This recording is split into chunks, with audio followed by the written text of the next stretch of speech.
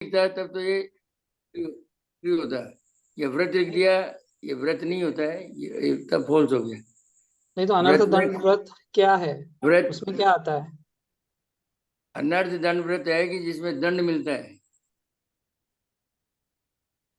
तो ये है अनर्थ दंड व्रत वो है जिसमें बेकार में ही आप हिंसा कर रहे हो, जैसे पार्क में अननेसेसरी। बैठे बैठे घास निकाल रहे हो या फूल फ्लावर तोड़ रहे हो, पानी बह रहा है, नल टैप खुला छोड़ दिया, पानी बह रहा है, तो मतलब बेकार में ही आप हिंसा कर रहे हो, कोई प्रयोजन नहीं है, फिर भी हिंसा कर रहे हो, करेक्ट। व्रत कर रहे हो।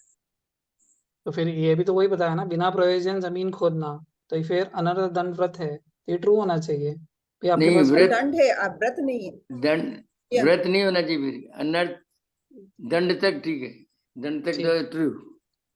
ठीक है। और ये अनर्थ व्रत लिखा है तो फॉल्स है। ठीक है, आगे बढ़ते हैं। मन के त्याग रूप शुद्धि ही उत्तम आर्जव धर्म है। मान का त्याग शुद्ध रूप शुद्धि ही उत्तम आर्जव धर्म है।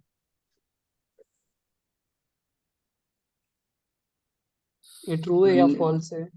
मान का त्याग रूप शुद्धि ही उत्तम आर्जव धर्म है। कोई बताना चाहेगा? मान के अभाव में मार्दव होता है, आर्जव नहीं। वह आर्जव किसके अभाव में होता है? माया।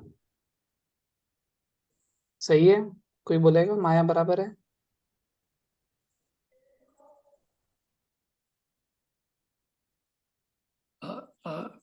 क्षमा मार्दव अर्ज।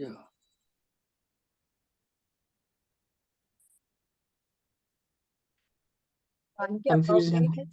में आर्जव मायाचारी है और मार्दव मान के अभाव में मार्दव धर्म है, ये तो माया के गलती है। अभाव में आर्जव है।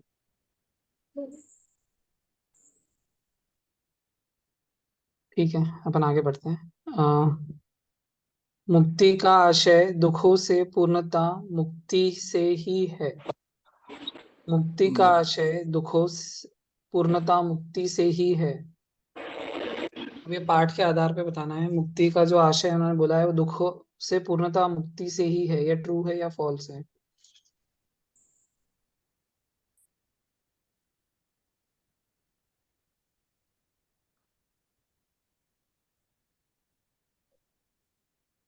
ट्रू तो दिख रहा है, कोई बताएगा ट्रू क्या है? या फिर पूर्णता का मतलब क्या होता है? कंप्लीटली फ्री, मुक्त होना, सिद्ध हो जाना। ये मोक्ष का रूप है। हाँ, तो इसमें पूर्णता वर्ड जो है वो इम्पोर्टेंट है। 22वां नहीं हो गया, 23। मुनिराजों को अपने भोजन से विभाग करके विधि पूर्वक दान देना अतिथि समविभाग व्रत है।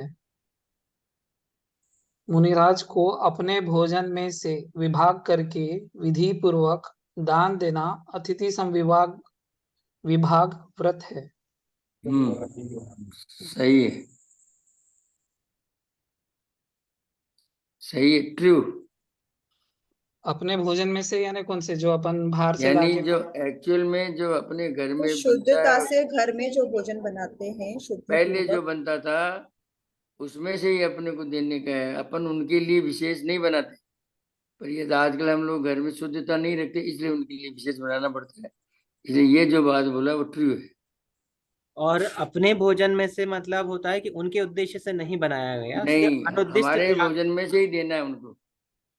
उसके निमित्त से नहीं बनाना, आपने जो नॉर्मल उनके भोजन आप उद्देश्य रोज से करते नहीं। हैं। तो यानी आपने आपके लिए जो मसालेदार बनाया है उसमें से आप दे सकते हैं। जो उनको इच्छा है वो खाएंगे, नहीं तो नहीं। हाँ। जो उनको लगता है ये सही है तो वो खाएंगे, नहीं तो नहीं खाएंगे। हाँ, नहीं आपने जैसे बाजार की मिर्ची लाई है अरे वो या नहीं बाजार है, का रेडीमेड। हम्म। वो तो है ही नहीं वो। अगर आपने घर में शुद्ध खाते हैं रोज, उसमें से है ये। आप अभी नहीं जो ठीक है ना, महाराज आपने को, शुद्ध कपड़े पहन लिए और सब कुछ कर लिया, पर आपने सब बाजार से लाया सामान, वो पूरा नहीं, नहा धो के हम सब शुद्ध पहले हो नियम के। लेते हैं। हे महाराज, आहार पानी शुद्ध है, मन शुद्धि, वचन शुद्धि, काय शुद्धि, ये बोलते हैं। इसका मतलब आप सब चीजें शुद्ध हैं आपके। ये मतलब हमारा भोजनशाला में पधारो ऐसे बोला जाता है, तो इसका मतलब सब कुछ आपके शुद्ध है। ये मान मान करके मतलब जाना जाता है कि आपने शुद्ध भोजन बनाया हुआ है, आप वो ही खाते हैं। हाँ, तो पहले शायद मुझे ऐसा लगता है कि जब मुनिराज अगर किसी का विहार होता है किसी गांव में, तो सबको पता ही यस, रहता है कि मुनिराज कैसा भोजन लेंगे, तो खाना भी उसी प्रकार से बनता है। ऐसा नहीं है कि राइट, पता है कि भाई कब पड़काएंगे, तो उनके उद्देश्य से नहीं बनता है, पर जब भी किसी का हाँ, आगमन होता है तो फिर उसी के हिसाब से बनता है। सही बोला। हाँ, 24वां, राग की भूमिका में दुखों का अंत हो ही नहीं सकता। ये ट्रू है या फॉल्स? राग की रागी, भूमिका में दुखों का अंत हो ही नहीं सकता। सही है, क्योंकि राग तो दुखों का ही कारण है। हाँ, राग ये और अहिंसा, दुख है, तो राग होगा तो। ये हमारा जो अहिंसा वाला है ना, महावीर की दृष्टि में उसमें ये लिखा हुआ है। ये है भी राग, जहाँ राग हुआ वहाँ दुख ही दुख है। राग तो हिंसा से जोड़ा है। हाँ, हिंसा होती है राग करना, तो हम्म। दुख, हिंसा होना मतलब दुख। ठीक है। लास्ट क्वेश्चन पे चलते हैं। व्यवहार भूतार्थ है और निश्चय अभूतार्थ है। अच्छा, एक और है। व्यवहार भूतार्थ है और निश्चय अभूतार्थ है। ट्रू या फॉल्स? व्यवहार भूतार्थ है और निश्चय अभूतार्थ है। निश्चय और व्यवहार चैप्टर से है ये। हाँ, व्यवहार फॉल्स है। गलती है। उल्टा, उल्टा लिखा लिखा है। हुआ है, लिखा निश्चय है। भूतार्थ है और व्यवहार अभूतार्थ है, मतलब निश्चय ही सत्य है और व्यवहार बस एक कथनात्मक शैली है। सही तो है। तो यहाँ भूतार्थ का अर्थ क्या होता है? भूतार्थ मतलब ऐसा ही और यही सत्य। यानी ट्रू प्रैक्टिकल मीन्स अगर कैसे बोलेंगे आप? मतलब प्रैक्टिकली में जैसे हम ट्रेन में जा रहे हैं और कोई बूढ़ी दादी है तो हम उनको कहते हैं कि दादी जरा मतलब साइड होना या खिसकना, तो वो दादी हम कह रहे हैं वो व्यवहार से कह रहे हैं, लेकिन निश्चय से तो ऐसा नहीं है। मतलब ये सिर्फ हाँ, व्यवहार से कहने में आ रहा है, इंग्लिश में लिखा निश्चय हुआ में है ऐसा ट्रुथफुल। नहीं है। इंग्लिश में लिखा हुआ है ट्रुथफुल। हम्म। ये फॉल्स है। ठीक है, हाँ आगे बढ़ते हैं। सम्यक दर्शन सहित क्रोध के त्याग रूप शुद्धि ही उत्तम क्षमा है। सम्यक दर्शन सहित क्रोध के त्याग रूप शुद्धि ही उत्तम क्षमा है।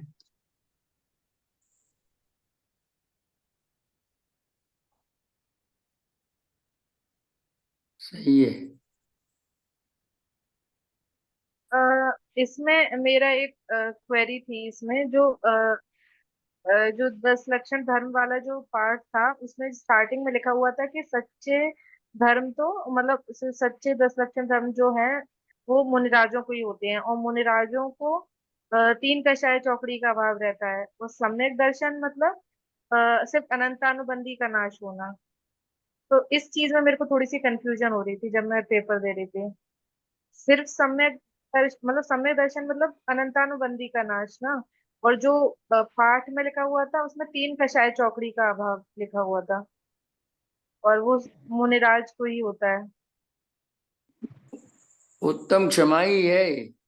उत्तम क्षमा का मतलब क्रोध को त्याग करना, वो सम्यक दर्शन के साथ ही होता है, तभी है ये सही। लेकिन इसमें मेरा एक काउंटर क्वेश्चन है कि सम्यक दर्शन सहित से ये कैसे आया कि अविरत सम्यक दर्शन है ना? तो इसलिए शायद, है ना?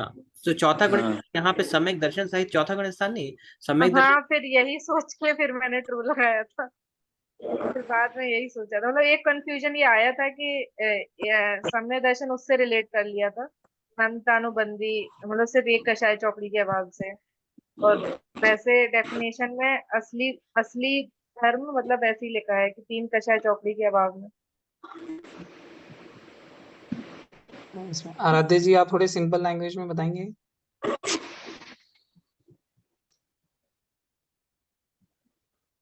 क्योंकि बहुत सारे लोगों को 3 कषाय चौकड़ी और अनंतानुबंधी कुछ नहीं पता।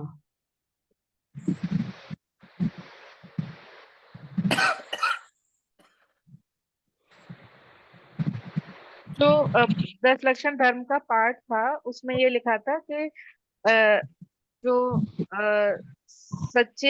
सच्चा धर्म जो है वो मुनिराजों को होता है। मुनिराजों को 3 कषाय चौकड़ी यानी अनंतानुबंधी, प्रत्याख्यान और अप्रत्याख्यान, इसका अभाव होता है। और इधर सम्यक दर्शन मतलब अनंतानुबंधी से ये मैंने सोच लिया था, तो थोड़ा सा इसलिए कंफ्यूजन हुआ था उस टाइम।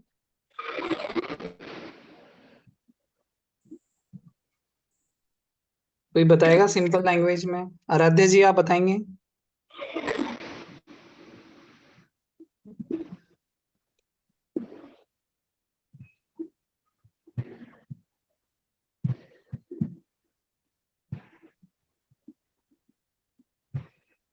शायद नहीं है। शुद्धात्म जी, अपन आगे बढ़ते हैं, बाद में वो आएंगे तब पूछ लेंगे उनसे। हाँ, आगे ये एक जिसको सं- सम्यक क्वेश्चन है मेरा थोड़ा सा कि सम्यक दर्शन जिसको होता है वो उसी को वो ही उत्तम क्षमा कर सकता है क्या, और कोई दूसरा नहीं?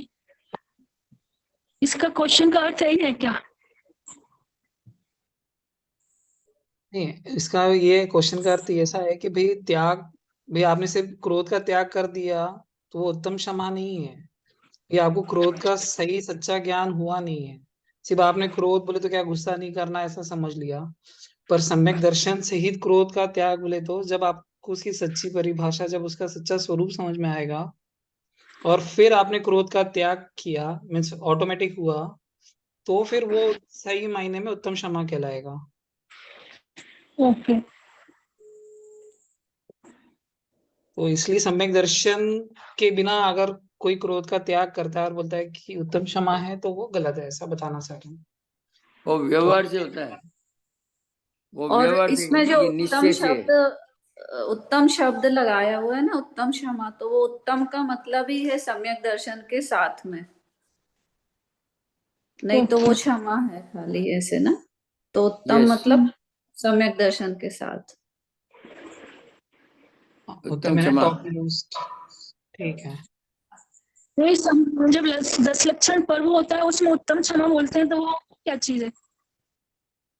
बोलने का मीनिंग तो वही है, आपकी सम्यक दर्शन तो होना ही चाहिए, इसलिए तुम लोग को प्रैक्टिस करा था बार बार। जैसे बुआ जी ने सम्यक, बताया ना कि उत्तम शब्द बिना सम्यक दर्शन के आ ही नहीं सकता। यस, जो व्यवहार से अपन बोलते हैं उत्तम क्षमा आदि 10 लक्षण धर्म, तो वो अपना सच्चा व्यवहार से। उत्तम क्षमा नहीं है। ओके। पर वो व्यवहार से क्षमा ही है।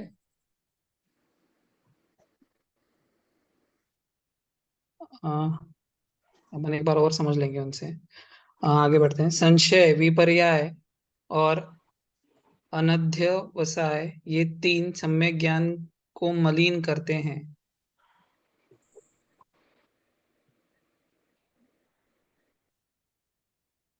संशय, विपर्याय और अनध्यवसाय, ये सही ये है। 3 सम्यक ज्ञान को मलिन करते हैं।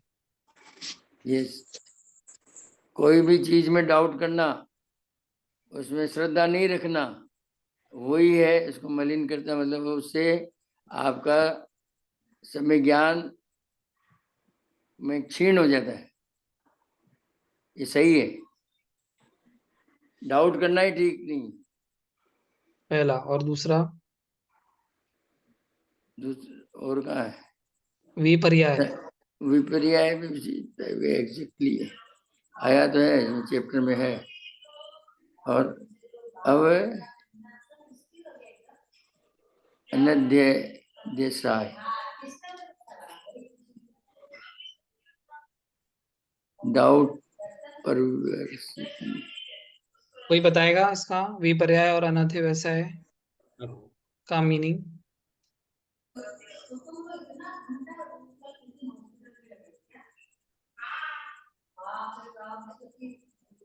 संशय तो सबको समझ में आ गया कि भाई संशय जहाँ है इसका मतलब पूर्ण ज्ञान नहीं है, डाउट है। विपर्या का इंग्लिश में मीनिंग उन्होंने दिया है परविशति पर संशय मतलब डाउटफुल रहना, मतलब डाउट करते रहना। विपर्य मतलब अब जानने की कोशिश ही नहीं करना, खोज ही नहीं करना। तो जो लास्ट वाला है अदरसाय मीन्स आप जानने की इच्छा ही खत्म हो जानी। और जो डिसीजन नहीं लेना उस पर, ये है। और मानना ही नहीं। अच्छा। ट्रू है, ट्रू। ये सब बहुत डिफिकल्ट लगा उसमें, एग्जाम दिए तो।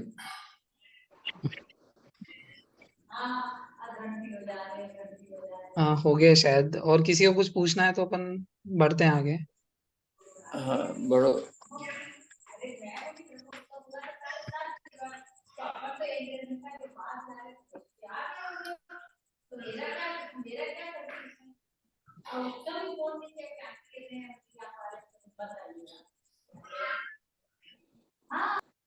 आई थिंक इस पेपर में कोई और कोई क्वेश्चन स्पेसिफिक क्वेरी अगर नहीं हो तो फिर आनंद भाई साहब आप आगे बताइए क्या करना है। अहिंसा का बोला था आपने लास्ट टाइम, तो लोगों ने पढ़ा। आई थिंक पाटनेकर ने तो नोट्स भी बना के डाल दिए हैं ग्रुप पे।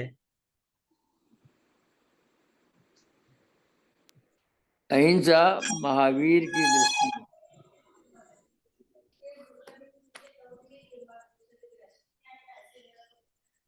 पढ़ा है कि किसी ने पढ़ा है? पढ़ा है ना अंकल, मैंने भी चलो पढ़ी है। ठीक है, मैंने भी पढ़ा है। Thank you. कैसा लगा? हाँ, अच्छा था। मैं पहले भी पढ़ चुकी थी एक्चुअली। अभी वेरी एक गुड, वेरी। 4-5 महीने पहले पढ़ा था मैंने। अरे अच्छा। नहीं, पहले भी पढ़ा था तो अभी भी पढ़ा था। अंकल, उन्होंने जो लिखा, अंकल ने उसके लिए पूछ रहे हैं शायद। उन्होंने जो लिखा वो कैसा है? अच्छा, नहीं, मैंने वो पढ़ा वो था। नहीं हाँ, पढ़ा अंकल, वही। सॉरी। नहीं नहीं, मेरा पढ़ लिया है, नहीं पढ़ा, अच्छा बोल दिया, खत्म मामला, ये समझो। ठीक है, मैंने बहुत मेहनत की, कोशिश किया।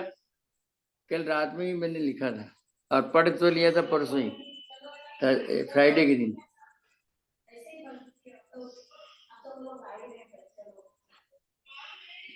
हाँ सिद्धार्थ, में आगे क्या है? समराइज कर दीजिए थोड़ा सा।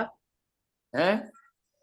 आप समराइज कर दीजिए, और एक और भी व्यक्ति हो जाएगा समराइज करने के लिए। समराइज तो ये है कि इसमें एक्चुअली हुकमचंद जी बारेल ने लिखा है, वो इन्होंने कई पूजा का कुछ झलकियां लिखी हैं, जो राग द्वेष विकार वर्जित तीन क्या है, आत्म ध्यान में जिनके विराट विशाल निर्मल अचल केवल ज्ञान में। उन्होंने कहा कि सब कुछ है केवल ज्ञान में झलकता है। उनको भूत भविष्य और वर्तमान तीनों एक साथ दिखाई देता है, ये इन्होंने बताया। और ये राग द्वेष है, वही एक कारण है दुखों का कारण राग द्वेष है, और राग द्वेष ही हिंसा का कारण है। ये कहा है राग द्वेष करना ही हिंसा है। तो महावीर को याद तो करते हैं, इसी कारण उन्होंने भी लिखा है, उनसे ध्यान में विचरण करने की बात प्रार्थना भी करते हैं। उन्होंने हमें कुछ ऐसे सिद्धांत दिए कि ऐसा मार्ग बताया था कि जिन्हें हम अपना लेवे, जिस पर हम चले तो आज भी सुख शांति प्राप्त कर सकते हैं। भगवान महावीर ने हिंसा अहिंसा की परिभाषा में आत्मा शब्द का प्रयोग किया है। पहले हिंसा आत्मा अर्थात मूल में उत्पन्न होती है, मन में उत्पन्न होती है, और क्रोध रूप हिंसा मन में न समाये तो फिर वाणी में प्रकट होती है, और वाणी से भी काम न चले तो काया में आ जाती है। तो वो हिंसा ही है। हम लोग सभी जानते हैं कि कोई भी युद्ध हुआ है, उसका कारण है जर जोरू जमीन, ये तीन ही कारण है।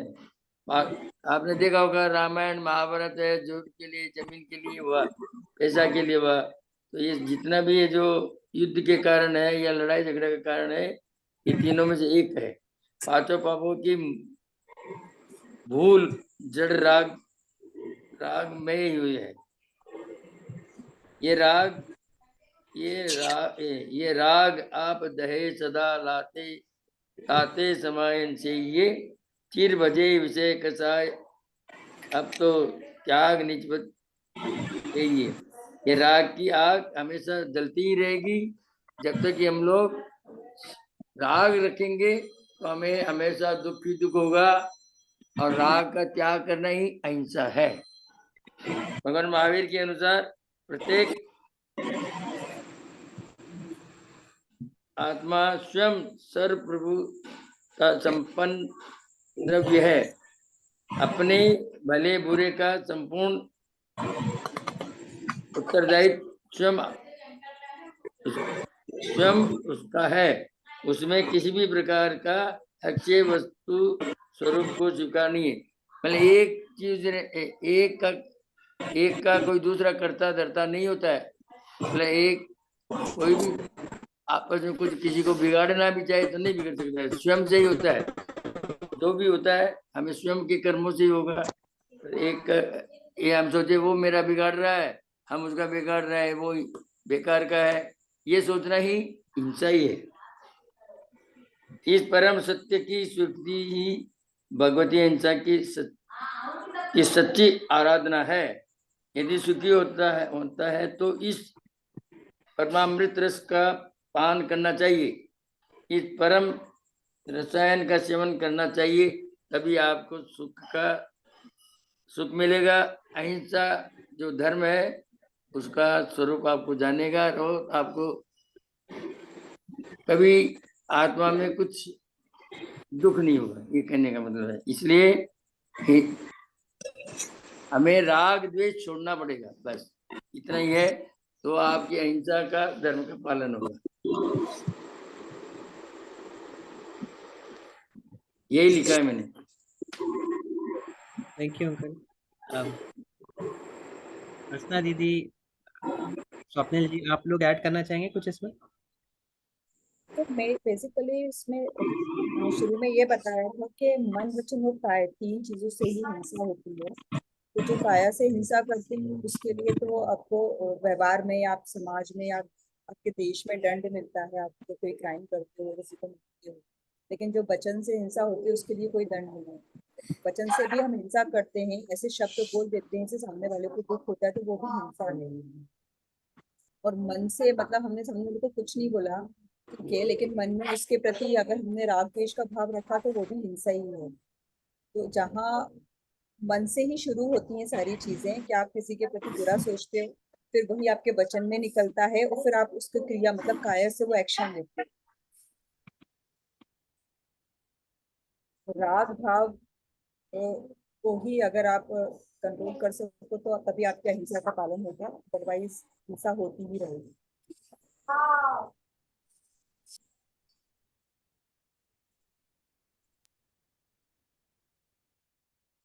तो अंकल ने अच्छा एक्सप्लेन किया है सारी चीजें। जी दीदी।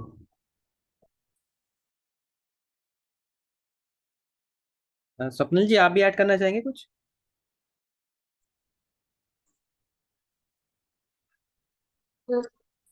मतलब अंकल ने तो बहुत अच्छा पूरा एक्सप्लेन कर ही दिया है। इसमें बस एक पॉइंट और ऐड करना चाहूंगी। जो शुरू में दादा ने लिखा है कि जितनी आवश्यकता मतलब अहिंसा की या सही जानकारी की आज है, उतनी पहले नहीं थी। कि जैसे पहले जो सारे उदाहरण दिए हैं वो भी पूरी तरह वैलिड ही मतलब अ, हैं। जैसे पहले सिर्फ लाठी से लड़ाई हो रही है या पत्थरों से लड़ाई हो रही है कि पत्थरबाजी हो रही है, लेकिन अब ऐसे ऐसे परमाणु बम और न्यूक्लियर बम सारे इन्वेंट हो चुके हैं। तो जो जरूरत उन्होंने दिखाई है वो और जो सारे उदाहरण दिए हैं वो भी मतलब बहुत अच्छे दिए हैं पूरी पुस्तक में। और जो कारण भी उसमें जैसे बताया है कि रामायण में लड़ाई क्यों हुई, फिर महाभारत में क्यों हुई, कि जमीन के पीछे हुई, या उसमें जो मरने वालों की संख्या थी वो तो भी काउंटेबल थी, लेकिन अभी जो परिस्थितियां बनी हुई हैं तो उसमें तो ये है कि पूरा एक देश ही विनाश की ओर चला जाए एक बटन के क्लिक पे। तो सही वो है। सारी चीजें भी उसमें बहुत अच्छे से मतलब एक्सप्लेन करी है विथ लॉजिक, विथ डेटा, मतलब सब कुछ बहुत अच्छे से एक्सप्लेन किया हुआ है। हाँ, मैं कुछ एकदम कहना सही है। ये पहले क्या होता है कि युद्ध होते थे, मतलब कुछ क्षणों कुछ दिनों के लिए, बाद में फिर युद्ध होने पहले होते थे कुछ महीनों के लिए, फिर कुछ दिनों के लिए होने लगे, फिर घंटों के लिए होने लगे। अभी तो ऐसा है कि एक बटन दबाया और उसी में सब कुछ खत्म हो गया। तो ये परमाणु बम का टाइम आ गया है। केमिकल बाहर है, परमाणु बम है, इस टाइप का है। ये सब इसमें बताया है, और उतना एक्सप्लेन नहीं कर पाया क्योंकि वो शॉर्ट में लिखना था। पर ये सब है राग का ही कारण, कि हमें अपना कोई से राग होता है, उसके साथ द्वेष भी है। तो ये राग द्वेष का ही जितना है जो ये हिंसा का कारण है, इसी कारण से सब कुछ हो रहा है। और ये जब तक संसार में इसका एक्सप्लेन नहीं होगा, लोगों में ये समझने की ताकत नहीं आएगी, तब तक शांति स्थापित नहीं हो सकती है। शांति स्थापित करने के लिए राग छोड़ना पड़ेगा कि ये मेरा है, ये तेरा है, इसी तरह से स्वयं अपने में लीन रहो, अपने में मस्त रहो, तभी इसका सॉल्यूशन है।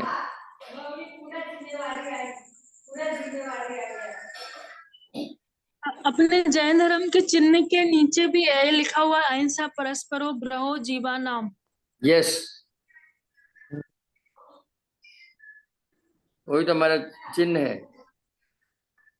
एम्ब्लेम है हमारा।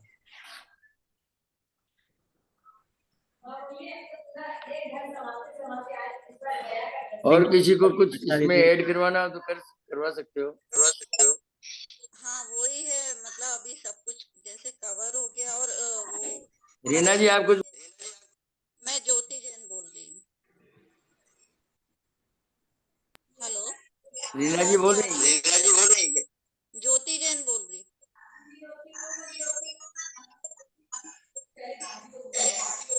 आवाज आ रही है? हाँ जी। हाँ जी। हाँ, तो वही दादा ने हर चीज के लिए फिर एग्जाम्पल भी दिए हैं, जैसे कि अभी पहले बताया था। और जैसे उन्होंने बोला कि हर चीज, जैसे आजकल लोगों को रहता है कि ड्रेस अप टू डेट है तो हम अप टू डेट हैं, तो उन्होंने कहा कि नहीं, अपने विचारों से अप टू डेट होना चाहिए। इसके लिए भी उन्होंने बोला कि जैसे मैं धोती कुर्ता पहनता हूँ और आप लोग सूट पैंट पहनते हैं, पर ये अंतर तो मात्र ड्रेस का है। ड्रेस के भीतर विद्यमान शरीर तो सबका एक सा ही है।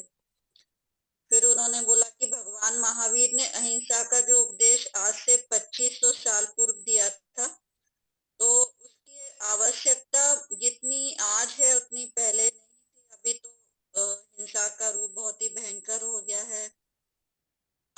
कहीं से भी एक बटन, कहीं भी तुम बैठे और बैठे हुए इतने दूर भी आप अगर एक बटन दबाओगे तो पूरी कंट्री जो है वो नष्ट हो सकती है।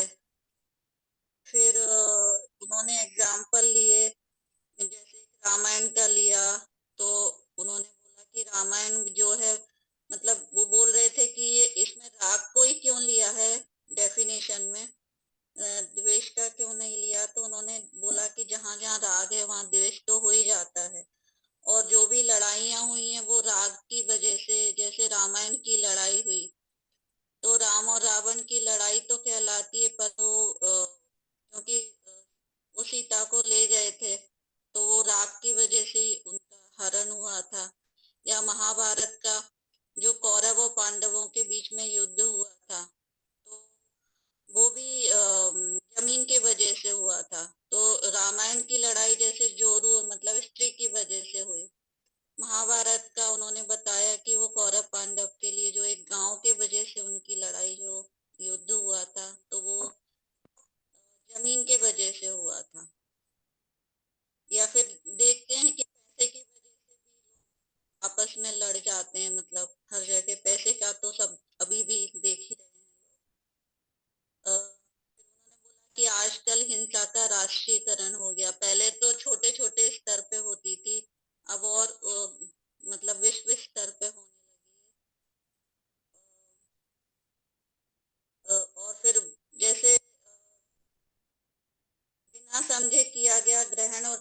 अनर्थक ही होता है, तो सम्यक समझ बिना ग्रहण और त्याग भी संभव नहीं है।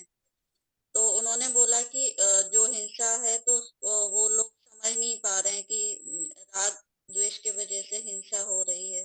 तो उसके लिए उन्होंने बोला कि बिन जाने ते दोष गुणन को कैसे तजिए कहिए। फिर उन्होंने बताया जैसे कि एक पुराण है अपना जैनिज्म का तो नहीं है, पर उसमें महाकवि व्यास ने जैसे बोला था कि परोपकार करोगे तो पुण्य होगा और पर को पीड़ा पहुंचाओगे तो पाप होगा। फिर उन्होंने बोला कि आत्मा में रागादि भावों की उत्पत्ति ही हिंसा है और आत्मा में रागादि भावों की उत्पत्ति नहीं होना ही अहिंसा है। जो जिनागम का सार है, ये सब एग्जाम्पल से उन्होंने ये सार बताया है। और फिर भाव हिंसा पे विशेष बल दिया है। द्रव्य हिंसा को तो सब द्रव्य हिंसा मान ही लेते हैं, पर भावों की हिंसा को कोई मानता, तो वो जैनिज्म में ही बताई है, उसको महावीर भगवान ने ही समझाया है। फिर बोला कि हिंसा 3 प्रकार से हो सकती है, मन से, वचन से और काया से। तो वाणी की हिंसा को तो सब हिंसा मानते हैं, जैसे गाली दी, धमकी दी, तो सब मानते हैं, पर वचन से सब मानते हैं और मन की हिंसा को कोई नहीं समझता है, हिंसा नहीं मानता है। तो इसलिए भी उन्होंने जो ये दिया है कि राग आदि भावों की उत्पत्ति होना हिंसा है। फिर इसके लिए भी उन्होंने एक फिर जैसे वाणी की हिंसा से फिर उन्होंने एक मास्टर जी का भी एग्जाम्पल दिया था कि वो मास्टर जी अपनी वाइफ को बोलते हैं कि वो खाना बना देना, तो एक वो एग्जाम्पल भी लिया है। तो ऐसे बहुत सारे एग्जाम्पल दिए। फिर एक बच्चे का एग्जाम्पल भी दिया है कि एक माँ खाना पका रही है अंदर शोले का, और वो छोटा सा बच्चा है जो कि बाहर मम्मा की वेट कर रहा है। तो मम्मी को 2-3 बार टच कर लिया उसने किचन के अंदर जाके, तो उसने चेंज भी किया। तो उसको वो तो समझ में आ रहा है, पर वो छोटा बच्चा परेशान हो रहा है, और जो कपड़े धोने में पानी और इस सब में हिंसा होगी, उसको तो हिंसा ही नहीं मान रहे हैं, वो भी बताया। आत्मा और मन को उन्होंने अभेद मानकर ये बात कही है कि हिंसा आत्मा अर्थात मन में उत्पन्न होती है। यदि क्रोधादि रूप हिंसा मन में ना समाये तो फिर वाणी में प्रकट होती है, और वाणी से भी काम नहीं चले तो काया में प्रस्फुटित होती है। तो हिंसा की उत्पत्ति का उन्होंने ये क्रम बताया है।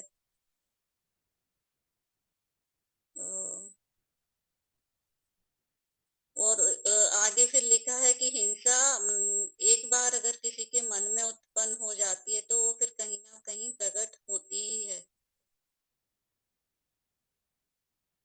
इसके लिए उन्होंने वो बच्चे का एग्जाम्पल लिया था। फिर उन्होंने बोला कि कंक्लूजन निकाला, हमारे जीवन में हिंसा प्रस्फुटित ही ना हो तो हमें उसे आत्मा के स्तर पे यानी मन के स्तर पर ही रोकना होगा, क्योंकि यदि आत्मा या मन के स्तर पर हिंसा उत्पन्न हो गई तो वह वाणी और फिर काया के स्तर पर भी प्रस्फुटित होती ही है। फिर उन्होंने बताया कि आत्मा शब्द का उपयोग क्यों किया गया है। आवाज आ रही है क्या मेरी? हाँ जी बाजी। हाँ जी बाजी। अच्छा, हाँ जी, आ रही है। फिर उन्होंने वही 3 कारण बताए थे। फिर वो डॉक्टर का एग्जाम्पल भी लिया है कि जैसे डॉक्टर 2 प्रकार के होते हैं, कलम के और मलम के। तो वो भी बहुत अच्छा एग्जाम्पल उन्होंने लिया कि मतलब बहुत सारे एग्जाम्पल लिए हैं उन्होंने, जिससे कि किसी भी तरह हमें समझ आ सके। अलग अलग तरह के उन्होंने एग्जाम्पल दिए हैं, मतलब फिर उसी तरह से समझाया कि जैसे डॉक्टर है तो डॉक्टर के इंटेंशन या मन में तो हिंसा नहीं है, पर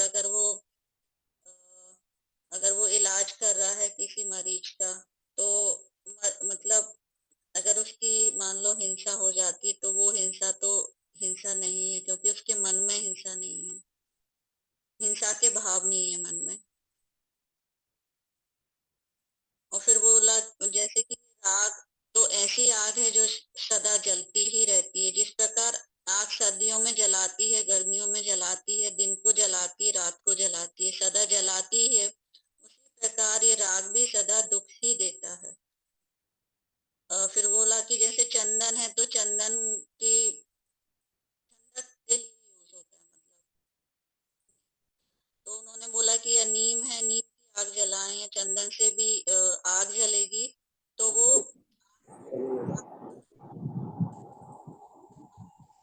हाँ, दोनों जलाने का ही काम करेंगी, चाहे चंदन की हो चाहे नीम की हो। तो इसीलिए उन्होंने बोला कि राग के अतिरिक्त द्वेष के कारण जो हिंसा देखी जाती है उसके भी मूल में जाकर देखें तो उसका कारण भी राग ही होगा। वह द्वेष किस कारण से उत्पन्न हुआ था तो स्पष्ट प्रतीत होगा कि जिस व्यक्ति से हमें राग था उसी के प्रति असद्व्यवहार के कारण अथवा जिस वस्तु से हमें अनुराग था उस वस्तु की प्राप्ति में बाधक होने के कारण ही वह द्वेष उत्पन्न हुआ था। तो राग के साथ में द्वेष तो है ही है। द्वेष को तो क्योंकि मतलब समझ में सामने दिखता है तो वो हिंसा का कारण दिख सकता है, पर राग को समझाना कि राग भी हिंसा का कारण है, वो इसलिए उन्होंने ये सब मतलब समझाया, इतनी ये लिखा है, इतना दिखाने के लिए कि राग है वो ही सबसे बड़ा कारण है, क्योंकि वो ही एक तरह से राग किया हमने किसी से तो द्वेष में चेंज हो जाता है, द्वेष का भाव उसके साथ में उत्पन्न होता ही है। किसी एक से राग होता है तो दूसरे से ऑटोमेटिकली द्वेष है मतलब। तो फिर उन्होंने यहाँ पे हिंसा और अहिंसा का निष्कर्ष भी लिखा है, एक छोटा सा निष्कर्ष के रूप में यही कहा जा सकता है कि राग द्वेष मोह भावों की उत्पत्ति होना ही हिंसा है और उन्हें धर्म मानना महाहिंसा है, तथा रागादि भावों की उत्पत्ति नहीं होना ही परम अहिंसा है और रागादि भावों को धर्म नहीं मानना ही अहिंसा के संबंध में सच्ची समझ है। ये उनकी बुक है तीर्थंकर महावीर और उनका सर्वोदय तीर्थ, उससे लिया है ये।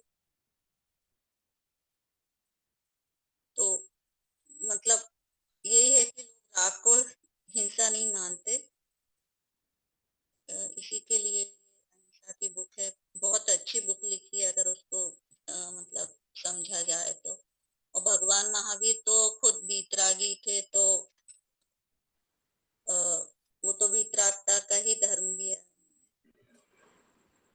उसमें एक और खुद का वो एक एग्जाम्पल ये भी दिया है कि वो 3 बेटों का कि उन्होंने पानी मंगा के मतलब उसको समझाया है अलग अलग तरीके से कि मतलब ये सब यही है बेसिकली, वो समझाना चाह रहे हैं। उन्होंने अलग अलग एग्जाम्पल लिए,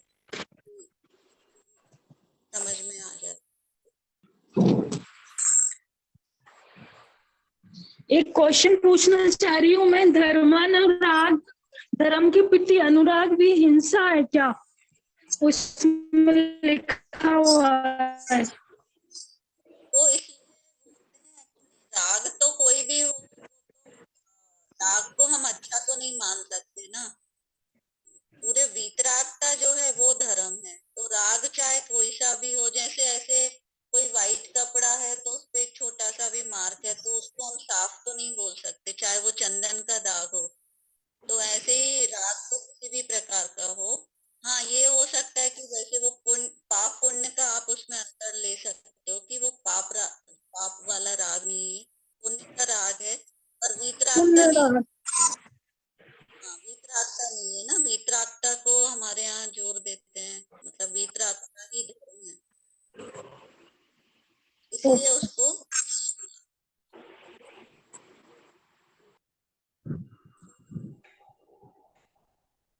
थैंक यू। कौन है?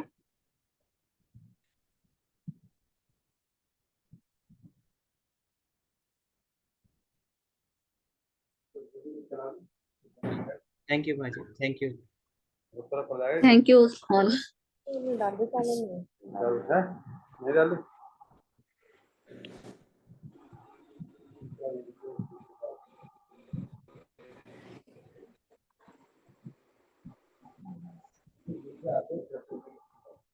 दादा के बुक्स तो बहुत ही अच्छे ही होते हैं, वो पढ़ो तो तभी समझ आती है।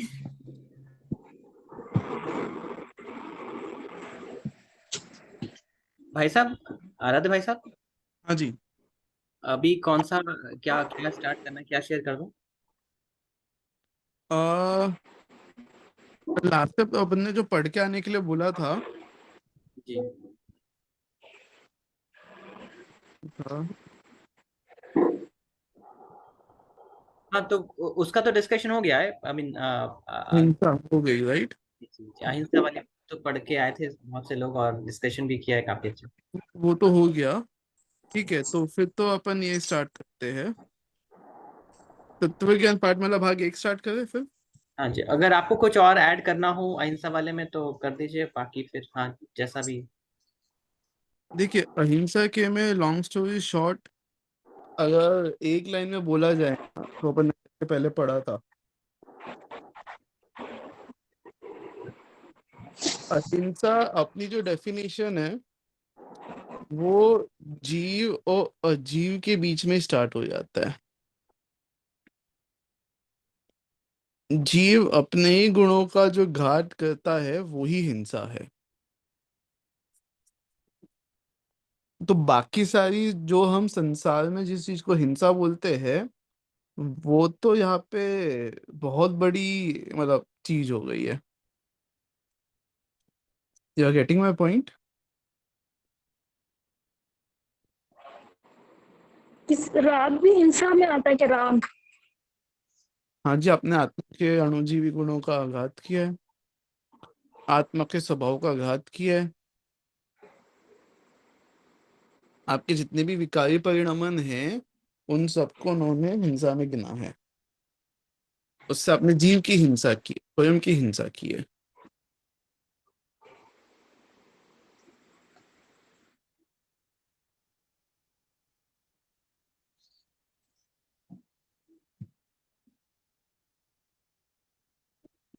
आपको बात ध्यान में आई है?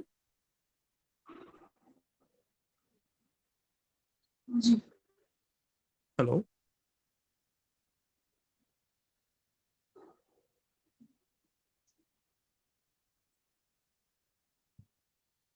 हेलो? जी। आपको बात ध्यान में आई मैंने जो बोला? जी। सो लॉन्ग स्टोरी शॉर्ट, यहाँ पे जो हिंसा की डेफिनेशन है उसको अगर हम इस एंगल से देखते हैं, सो हाँ, बाकी की जो ऑब्वियसली जो बात आई है कि ये अपनी जैनों की हिंसा और हिंसा आज की अहिंसा आज के डेट में क्यों इम्पोर्टेंट है, वो सही बातें तो आप बहुत अच्छे से समझ रहे हो। वो सब चीज़ मुझे बताने की जरूरत भी नहीं है।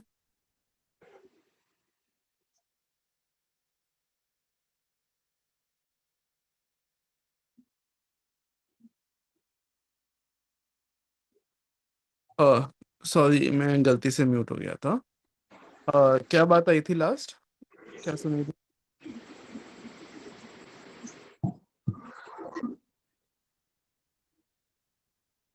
हेलो?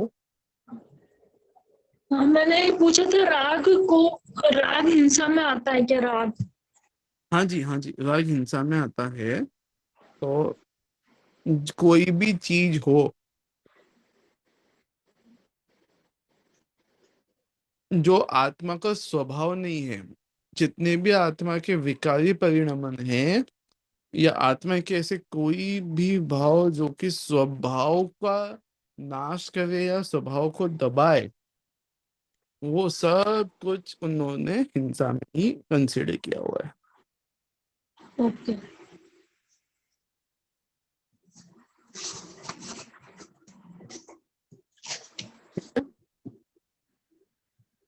Okay sir.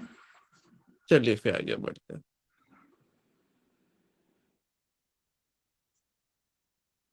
सिमंद पूजन से स्टार्ट करते हैं। ओके, ये कोई रीड करना चाहेगा?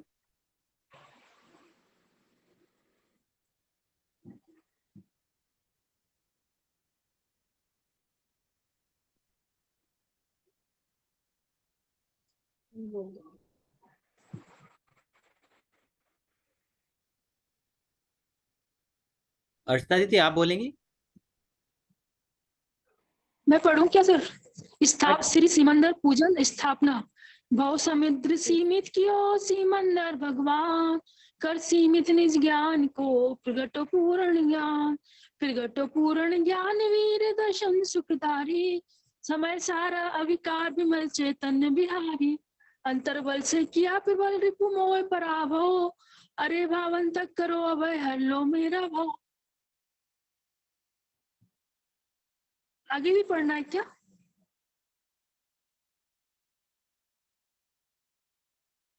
नहीं, बस ओके। यहाँ पे क्या बात आई है?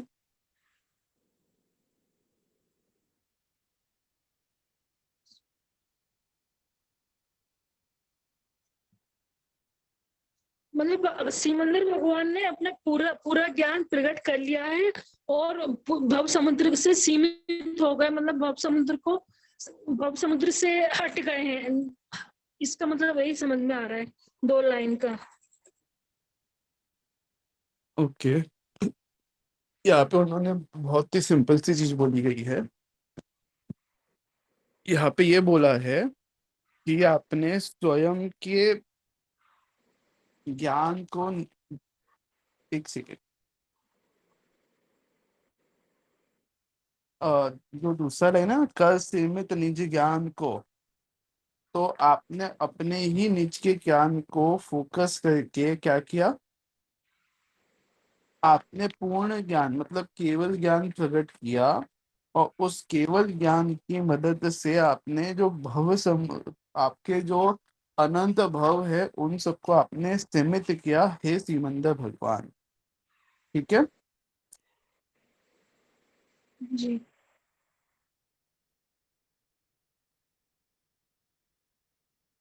उसके बाद क्या बोलते हैं? जैसे ही आपको उस केवल ज्ञान हुआ तो उसके साथ वीर्य दर्शन और अनंत सुख, अनंत ज्ञान, अनंत वीर्य, अनंत दर्शन, अनंत सुख, 4 अनंत चतुष्टय होते हैं ना, वो चारों आपने प्रकट किए। और फिर समय सा विकार विमल चैतन्य विहारी, मतलब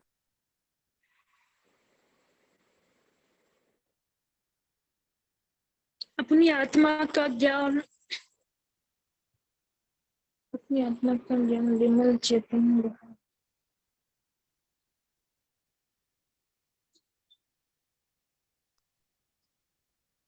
ये आ रहा। उनने बोला कि आपको जैसे अनंत चतुष्टय आ गए हैं, तो आपने जो आपके एकदम शुद्ध, बिना किसी मल के, और जिसमें कोई विकार नहीं है, ऐसा आपको, ऐसे आप आत्मा में चैतन्य रूप से आप उसी में ही विहार करने लग गए हो। बेसिकली आप आत्मलीन हो गए हो।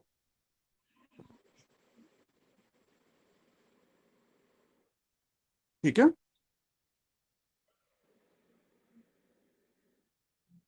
उसके बाद अंतर्बल, आत्मा के बल से आपने क्या किया? अंतर्बल से किया प्रबल रिपु मोह प्रभाव, मतलब आपने अपने आत्मा के बल से, आपने अपने आत्मा ध्यान से, आपने जितने भी मोह राग द्वेष प्रभाव है, विकारी परिणमन है, आपने उन सब को नाश किया। रिपु है ना, रिपु सॉरी, प्रबल रिपु मोह पराभव। रिपु है ना, मोह राग द्वेष। मीनिंग ऑफ रिपु। विभु मतलब शत्रु। हम्म,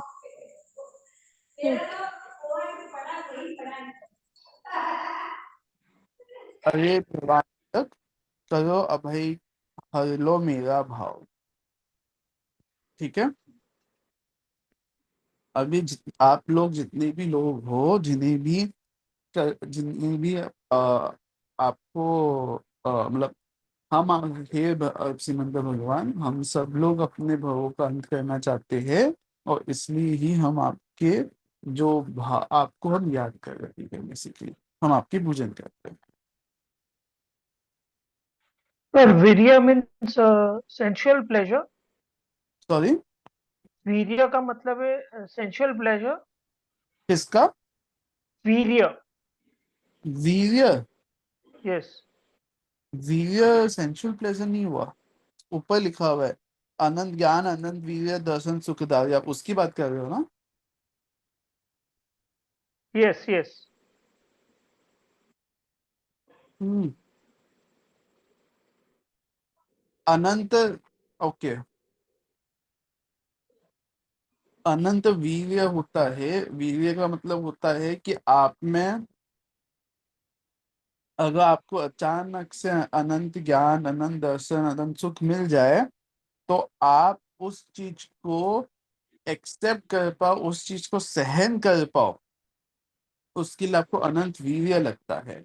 वो एक गुण है, वो आत्मा का गुण है, उसमें स्पिरिचुअल का इसको कोई लेना देना कैन वी से धीरज नहीं। एक्सेप्टेड।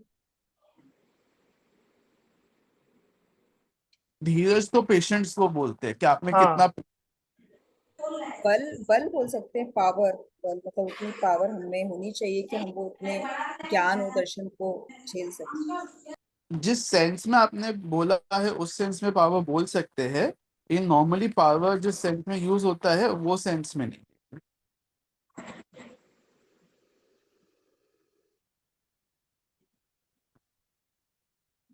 ठीक है, यस सर। चलिए जल का पढ़ते हैं।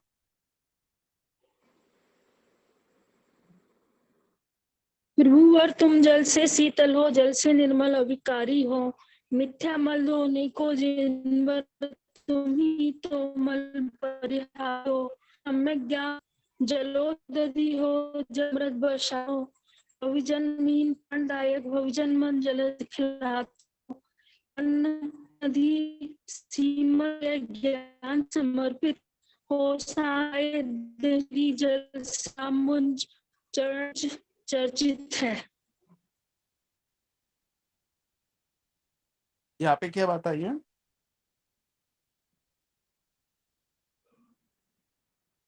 जी यहाँ पे क्या बोलने की कोशिश की है उन्होंने?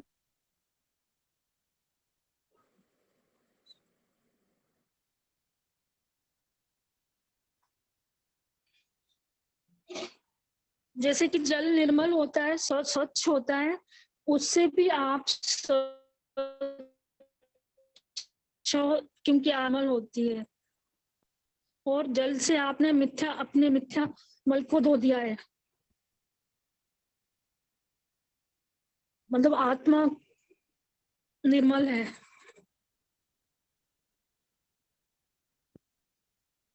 इसमें इनका नेचर जल के साथ कंपेयर किया है कि आपका नेचर और जल का नेचर सिमिलर है।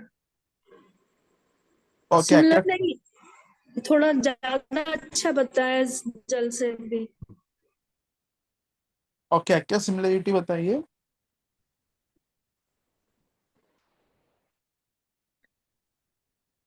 जैसे वाटर एक कूलिंग इफेक्ट देते हैं, वैसे आप एक कूलिंग इफेक्ट है, और उतना ही फ्री फ्लोइंग है।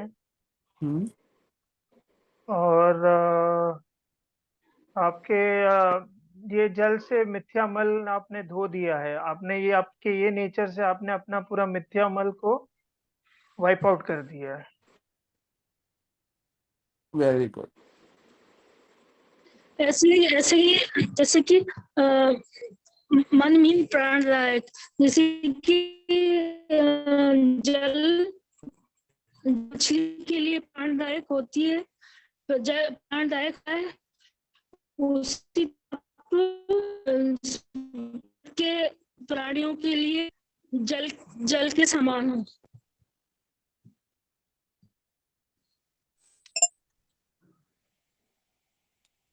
मैं भी बोलूं मतलब कुछ क्या हुआ?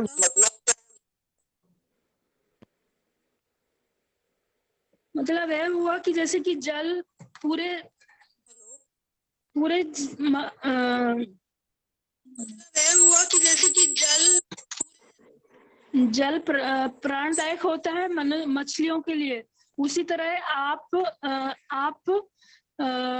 सारे संसार के जीवों के लिए जल के समान हो, मतलब ये दर्शाना चाह रही हूँ मैं। हाँ जी। मैं भी बोलूं इसमें कुछ? हाँ जी। मैं बोलूं क्या इसके लिए छंद का? हाँ जी, जी। जैसे हम मतलब इसमें ये है कि जो जल है उसकी दो विशेषताएं होती हैं, कि एक तो जल शीतल होता है उसका स्वभाव, और निर्मल भी होता है। तो यहाँ बोल रहे हैं कि प्रभुवर आप जल से भी शीतल हैं और निर्मल हैं, क्योंकि श्रीमंदर भगवान ने सारे कर्म रूपी मल का नाश कर दिया है। सब चारों कर्मों का नाश हो गया है। इसलिए आप ही हम जो संसारी जीव हैं, जो मिथ्या रूपी मल है, उसके धोने के लिए आप ही उसके मल के परिहारी हो। और आप सम्यक ज्ञान रूपी समुद्र हैं। और फिर वो जलधर, मतलब उनको बादल के तरह भी बताया है कि आप ही सम्यक ज्ञान जल के समुद्र की भी उपमा दी है। और आप आपसे सम्यक ज्ञान की, जैसे बोलते हैं ना, अमृत वचन, या इसको हम ऐसे ले सकते हैं, दिव्य ध्वनि रूप बारिश से मिथ्यामल धुल सकता है। भविजन मन मीन प्राणदायक, मीन मतलब मछली होती है। जैसे मछली को जल में रह के जल ही उसका प्राण है, ऐसे ही आप भविक जनों के लिए प्राण की तरह हैं। भविजन मन जलज खिलाते हो, मतलब जो भव्य प्राणी हैं उनके मन में आप जलज मतलब कमल की तरह खिलते हैं। हे ज्ञान पयोनिधि सीमंदर, हे ज्ञान रूप समुद्र रूपी सिमंदर भगवान, ये ज्ञान के प्रतीक जो जल है, मैं आपको समर्पित करने आया हूँ। हो शांत ज्ञेय निष्ठा मेरी, जैसे हम इसको, मुझे जो समझ में आ रहा है, ज्ञेय निष्ठा शांत हो मेरी, मतलब जैसे अभी हमारा जो ज्ञान है वो इंद्रिय ज्ञान जो है अलग अलग गेयों में भटक रहा है, मतलब जहाँ उसको स्थिर होना चाहिए वहां नहीं है। तो उस गेय निष्ठा को मतलब शांत करने के लिए, गेय निष्ठा शांत करने के लिए एक तरह से ले सकते हैं कि हमारा ज्ञान भी सम्यक हो जाए और अपने आत्मा में लग जाए। उसके हेतु ये जल रूपी जल आपके चरणों में समर्पित करने आया हूँ। बेसिकली उनको समुद्र, मतलब उनके ज्ञान को समुद्र की उपमा दी है।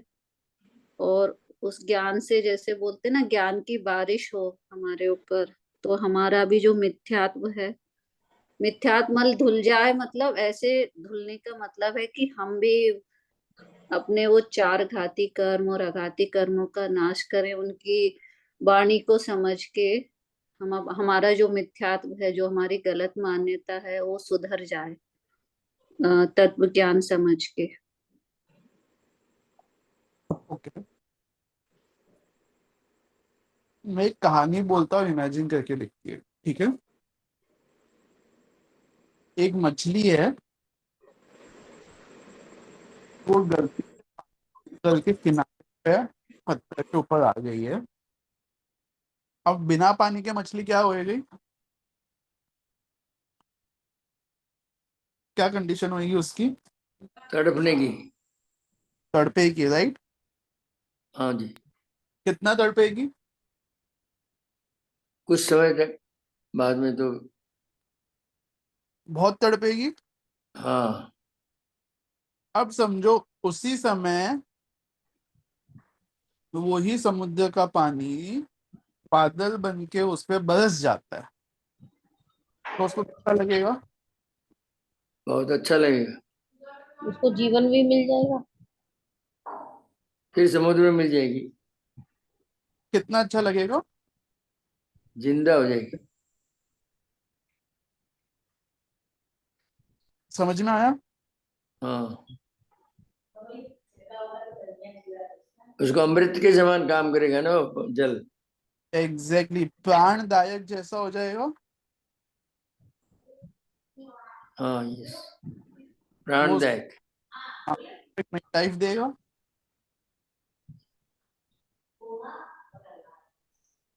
ध्यान यस। में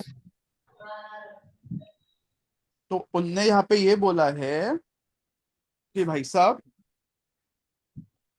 आपकी जो दिव्य ध्वनि है, वो दिव्य ध्वनि हमारे लिए उसी ही बारिश के समान है, जैसे जो मछली किनारे पे आ गई है किसी भी कारण से और तड़प रही है, और बारिश का पानी उसको जैसे प्राणदायक होता है।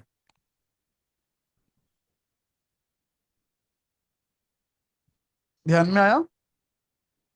दोबारा बोलना। आपकी दिव्य ध्वनि हमारे लिए वो बारिश की जैसी है, जो बारिश किनारे पे तड़पते हुए मछली के लिए जो काम करती है, उसके लिए जितनी इम्पोर्टेंट है जिंदा रहने के लिए, उसके कष्ट खत्म करने के लिए, हमारे लिए आपकी जो दिव्य ध्वनि रूपी बारिश है उसका महत्व उतना है। बाकी सारी चीजें आप सब लोगों ने एकदम सही समझाया था, ये चीज आप लोगों ने मिस कर दी थी।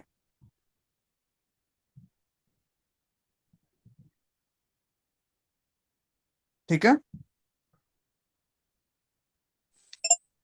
मेरा वो डिस्कनेक्ट हो गया था, सुना नहीं, क्या मिस हो गया था? आगे बढ़ू मैं यहाँ तक सब कुछ? हो शांत ज्ञेय निष्ठा मेरी, इसका क्या होगा? सॉरी। हो शांत ज्ञेय निष्ठा मेरी, जल से चरणाम्बुज चर्चित है। हाँ, अभी जो मेरी मेरी जो क्यूरियोसिटी है, जो मुझे बहुत सारा जानने की जो इच्छा है, तो ये सब भी मेरी शांत हो जाए,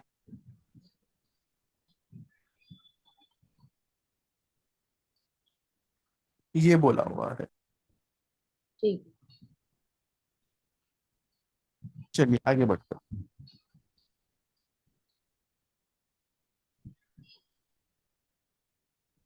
चंदन सम कौन पढ़ेगा?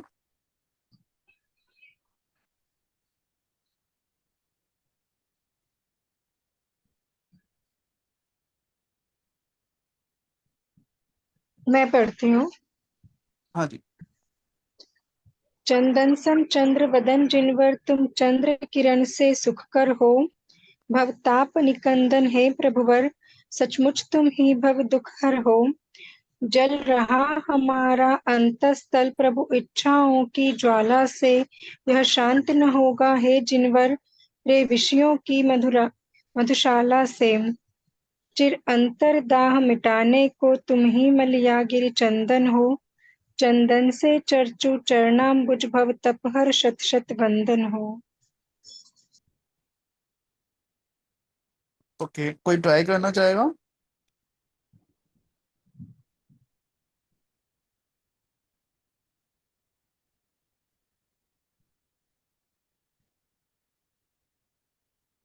तो मैं ट्राई करती हूँ। हाँ जी। इसमें मतलब चंदन का जो मतलब गुण लिया है, शीतलता प्रदान करने वाला, और हाँ, जो भवताप से हम लोग तपित हैं, मतलब अनादिकाल से, तो उसका वर्णन है। चंदन सम चंद्र वदन जिनवर, मतलब आप मतलब भगवान से ये बोल रहे हैं कि आप मेरे लिए चंदन सम कार्यकारी हो, तुम चंद्र किरण से सुक्कर हो, मतलब चंद्रमा की भी किरण जैसे ठंडकता प्रदान करती है, वैसे ही आप मेरे लिए सुखकारी हो। भवताप निकंदन हे प्रभुवर, जो अनादिकाल से जन्म मरण का बंधन जो चला आ रहा है, और भव भ्रमण जो चला आ रहा है, ऐसा जो जिस जिस अग्नि उस अग्नि में मैं जल रहा हूँ जन्म मरण की, उसको नाश करने वाले हे प्रभुवर, सचमुच तुम ही भव दुख हर हो। मतलब मेरे जितने भी दुख हैं इस भव के, और मतलब जो भी मेरा ओवरऑल दुख है उसको तुम हरने वाले हो। मतलब एकमात्र आप ही उपाय हो उसके। जल रहा हमारा अंत स्थल, मतलब हमारा अंत स्थल जल रहा है। मतलब जो दुख हमें दिन ब दिन मिल रहे हैं, राग में भी मिल रहे हैं, मोह में भी दुख मिल रहा है, द्वेष में भी दुख मिल रहा है, और जन्म मरण में भी दुख मिल रहा है। तो जल रहा हमारा अंत स्थल प्रभु इच्छाओं की ज्वाला से। जो इच्छा मतलब जो कभी खत्म नहीं हो रही है, और जो मृत तृष्णा कभी खत्म नहीं हो रही है, उससे मतलब मेरा अंतस्थल जल रहा है। यह शांत न होगा हे जिनवर, रे विषयों की मधुशाला से। मतलब अगर इच्छाओं की प्राप्ति हो भी जाए, मतलब जो चाहा मैंने वो मिल भी जाए, या जो पांचों इंद्रियों के विषय हैं वो भी मिल जाए, उसके बाद भी ये शांत नहीं होगा। जो अंतरताप है, चिर अंतरदाह मिटाने को, मतलब चिर मतलब अनादिकाल से, चिर मतलब बहुत लंबा, अ, अंतरदाह मतलब दाह मतलब अग्नि, अंतरदाह मिटाने को तुम ही मलयागिरी चंदन हो। मतलब तुम ही मतलब अ, मलयागिरी मतलब ग्रैंड रूप के उसमें लिखा है, मलयागिरी चंदन हो। चंदन से चर्चूं चरणाम्बुज, मतलब आपके चरण मतलब चरण में ये चंदन समर्पित करता हूँ। भव मतलब भव तप हर, मतलब भव ताप हर मतलब नाशने को शत शत वंदन हो। मतलब भगवान को उपमा दे रहे हैं भव ताप को नाश करने वाले, तो भव तप हर शत शत वंदन हो। मेरे आपको शत शत बार प्रणाम। आपने अच्छा बताया। खाली जो ड्रामेटाइज्ड वाला जो पार्ट होता है ना, जहाँ पे ड्रामा या थोड़ा ऐसा होता है, वो चीज आप लोग मिस कर जाते हो। अभी हमने बोला है कि अगर आपको पुराने जमाने में क्या होता था, जब किसी को बहुत ज्यादा फीवर आ जाता था, तो उसको चंदन का लेप लगाया जाता था।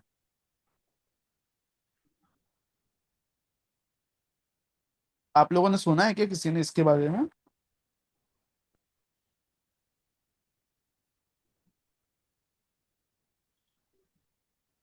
नहीं।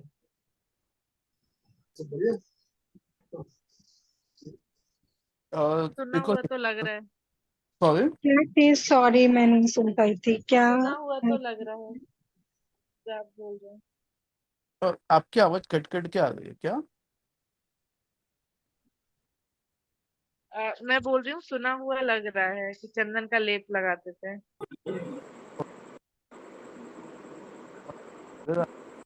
हाँ, बुखार में लगाते हैं।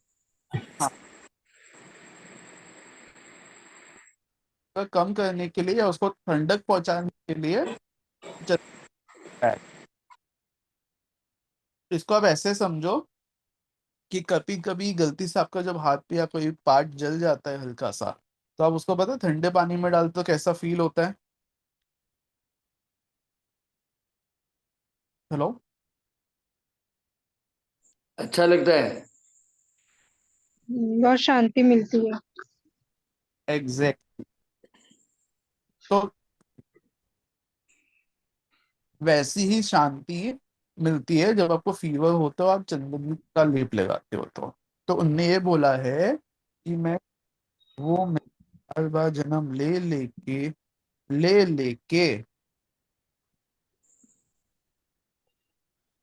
जब मैं इतने भवों का मैं घिस घिस के वहां पे भव जन्म मरण का इतना साइकिल करके अब मैं इतना गर्म हो चुका हूँ, इतना तप चुका हूँ कि अब मुझे वो जो गर्माहट है उसको शांत करने के लिए चंदन के जैसा आपका चंद्र वदन, आपका जो आ, आप स्वयं जो हो वो चंद्र रूपी, आप ठंडक रूपी हो।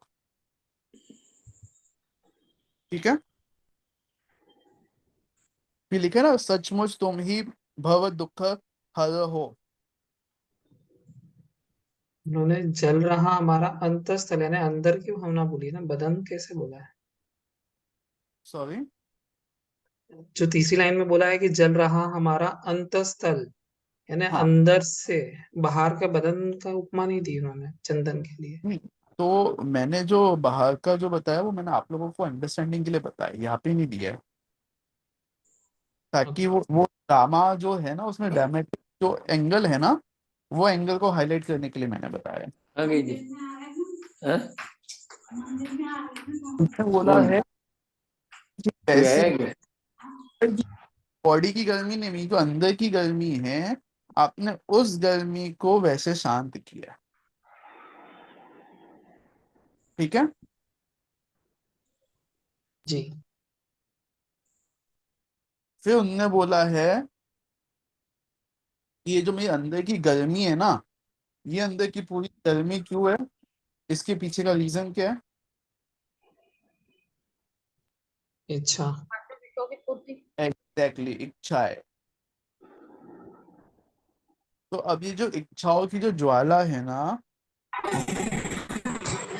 ज्वाला को आपने शांत, ठीक है।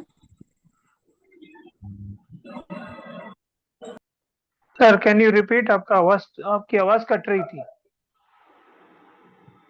मेरा अंतर स्तर, मेरा जो अंदर की आत्मा है वो इच्छाओं की ज्वाला में जो जल रही थी, तो उस जलन से आपने मेरे को शांति पहुंचाई है।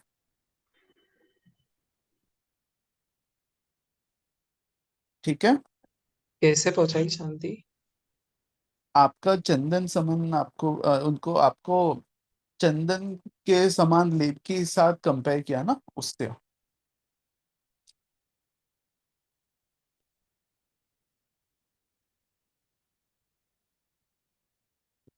सीमंदर भगवान को हमने जो कंपैरिजन जो किया है, उनको हमने दो चीजों से कंपेयर किया है, एक चंद्रमा और एक चंदन का लेप। एक तो चंद्रमा का ये बोला है कि आप रात को जैसे चंद्रमा को देखो तो आपको शांति मिलती है, उसके प्रेजेंस होने से भर से शांति मिलती है, अच्छा लगता है, ठंडक लगती है, एक वैसे। और दूसरा बोला है कि जैसे चंदन का लेप लगाते हैं हाई फीवर या फिर जलने पे, तो जैसा अच्छा लगता है वैसे। तो उन्होंने बोला कि इच्छा की ज्वालाओं से हमें जल गया था, तो उसके ऊपर आप चंदन का लेप जैसे हो कि मुझे शांति मिल गई। ठीक है। यह शांत ना होगा हे जिनवरे विषयों की मधुशाला से।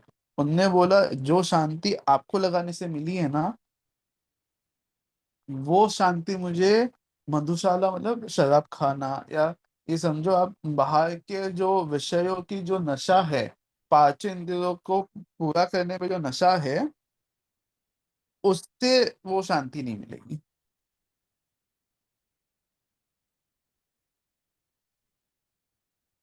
ठीक है। जी। चलिए नेक्स्ट।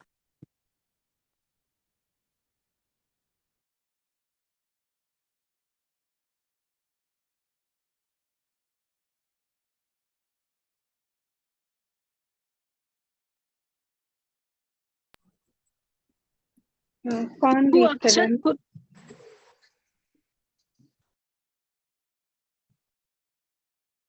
फिर वो अक्षतपुर के वासियों में तो मैं भी तेरा विश्वासी हूँ। छत विक्षत में विश्वास नहीं, तेरे पद का प्रत्याशी हूँ। अक्षत का अक्षत संबल ले, अक्षत साम्राज्य लिया तुमने। अक्षत विज्ञान दिया जग को, अक्षत ब्रह्मांड किया तुमने। मैं केवल अक्षत अभिलाषी, अक्षत अतएव चरण लाया। निर्वाण शिला के संगम सा, धवलाक्षत मेरे मन भाया।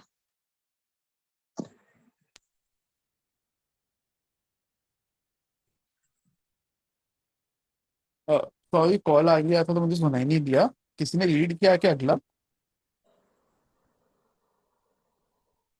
जी मैंने।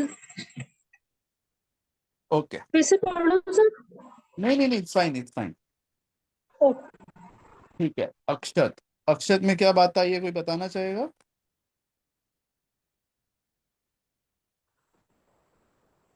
आप में से कोई ट्राई करना चाहेगा एक्सप्लेन करना? मोक्ष अक्षत अक्षत का मतलब होता है जिसका कभी नाश ना हो।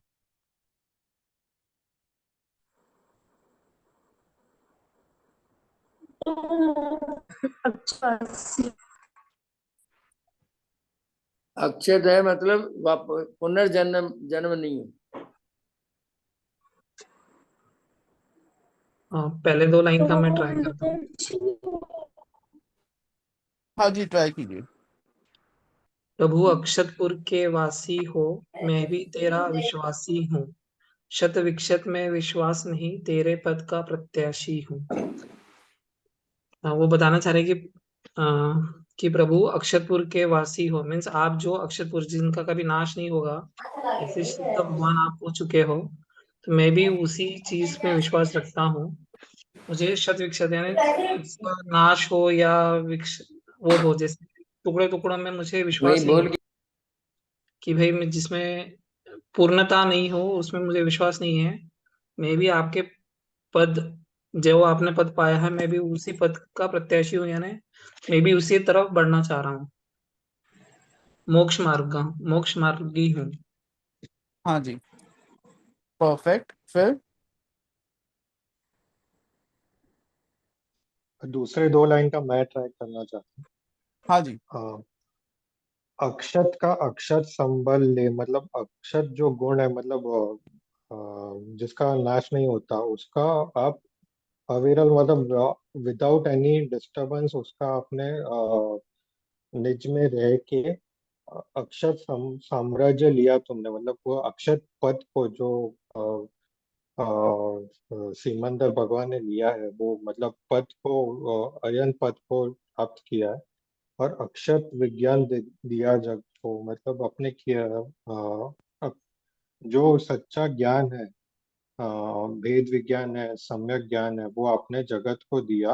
और अक्षत ब्रह्मांड किया तुमने, मतलब केवल ज्ञान को प्राप्त किया, ऐसा मतलब हो सकता है। फिर मैं केवल अक्षत अभिलाष, मतलब वो अक्षत अक्षत पद जो है जिसका कोई नाश नहीं होना है, उसका ही मेरी इच्छा है अभी वो प्राप्त करने की। और अक्षत अनेव चरण आया, मतलब आपके चरण आया हूँ इस पद को प्राप्त करने के लिए। निर्वाण शिला के संगम सा, मतलब निर्वाण ये लास्ट लाइन मुझे नहीं समझ में आई।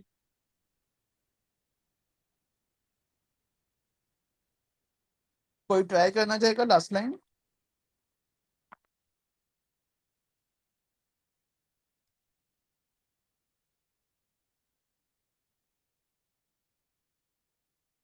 ओके। अ, उसमें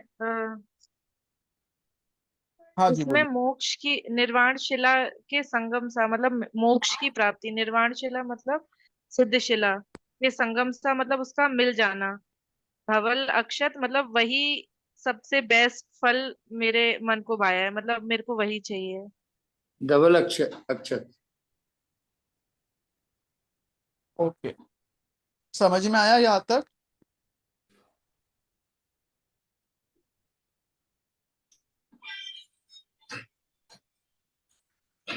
हेलो, सर एक बार आप एक्सप्लेन कर दीजिए शत विक्षत का क्या बताया था? किसका क्या बताया था? शत विक्षत। नाश विनाश। तो मतलब बनना डिस्ट्रॉय होना, बनना डिस्ट्रॉय होना, जो साइकिल होती है, जो साइकिल है अपने जन्म मरण की या टूटने की।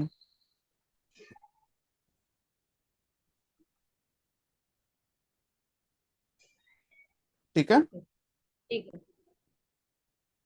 ओके। सर एक बार समराइज कर दीजिए आप प्लीज। हाँ जी, तो बेसिकली उन्होंने यहाँ पे ये बोला है कि हे भगवान, आप जिस मोक्ष में पहुंच गए हो, वो मोक्ष का स्वभाव ऐसा है कि उसका कभी नाश नहीं होता है, और मैं भी वही का ही, मोक्ष गति का ही वासी बनने चाहता हूँ, इच्छुक हूँ, मुमुक्षु हूँ मैं भी मोक्ष प्राप्त करना चाहता हूँ। और मुझे ये बार बार जो है ना जन्म मरण या बनाना तोड़ना, ये जो साइकिल है ना, मुझे इसमें भी बहुत इंटरेस्ट नहीं है।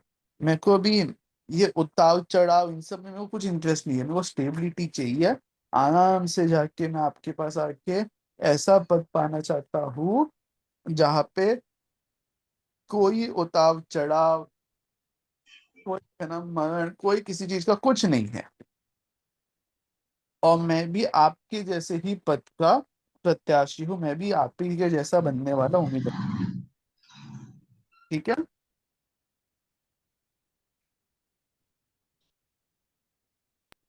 उसके बाद उन्होंने बोला कि ऐसा विज्ञान, विज्ञान मतलब विशेष ज्ञान, विशेष ज्ञान मतलब ऐसी नॉलेज जिससे आपने स्वर पर का भेद विज्ञान किया, और ये नॉलेज आपको एक बार मिल गई तो फिर इसका कभी नाश नहीं हुआ।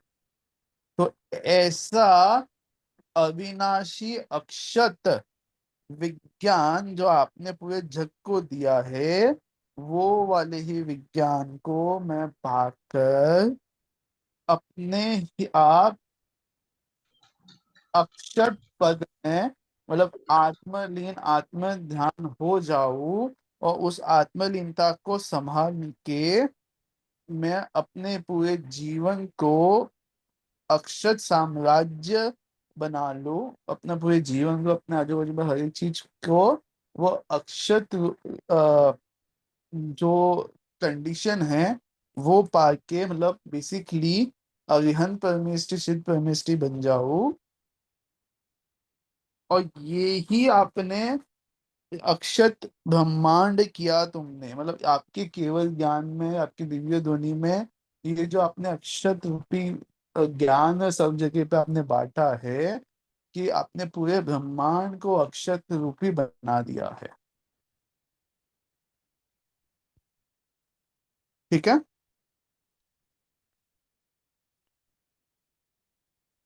मैं केवल अक्षत अभिलाषी, अक्षत एवं अक्षत अतएव चरण लाया। उनने बोला कि मैं जो हूं ना, वो अक्षत का प्यासी हूँ और उसी के लिए ही आपके चरण में आया हूँ। और मैं चाहता हूँ कि मैं भी बहुत जल्दी निर्वाण पाकर आपके साथ मैं भी मोक्ष प्राप्त कर लूं।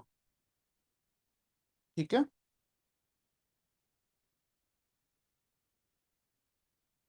एक क्वेश्चन पूछना चाहूंगी मैं। अक्षत का अपोजिट छत भी छत है क्या? अपोजिट नहीं बोलूंगा, बट हाँ।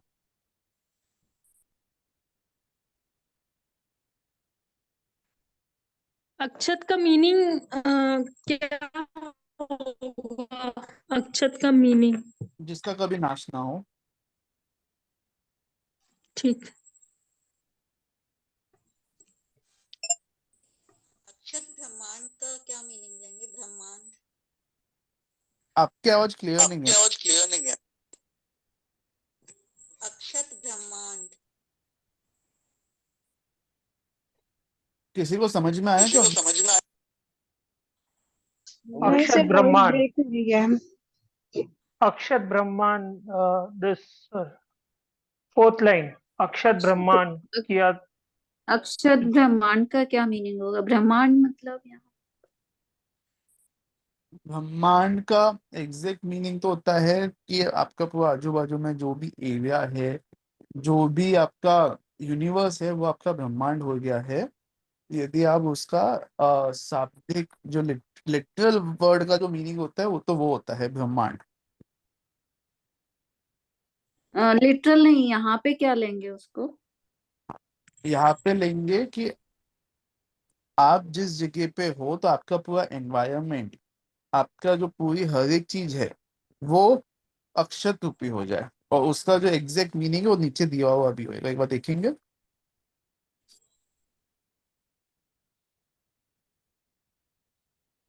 पूर्ण शुद्ध और पर है। स्वभाव पर्याय। तो यहाँ पे जो बात की गई है वो आत्मा के ऊपर एकदम फोकस करके बोली गई है वो।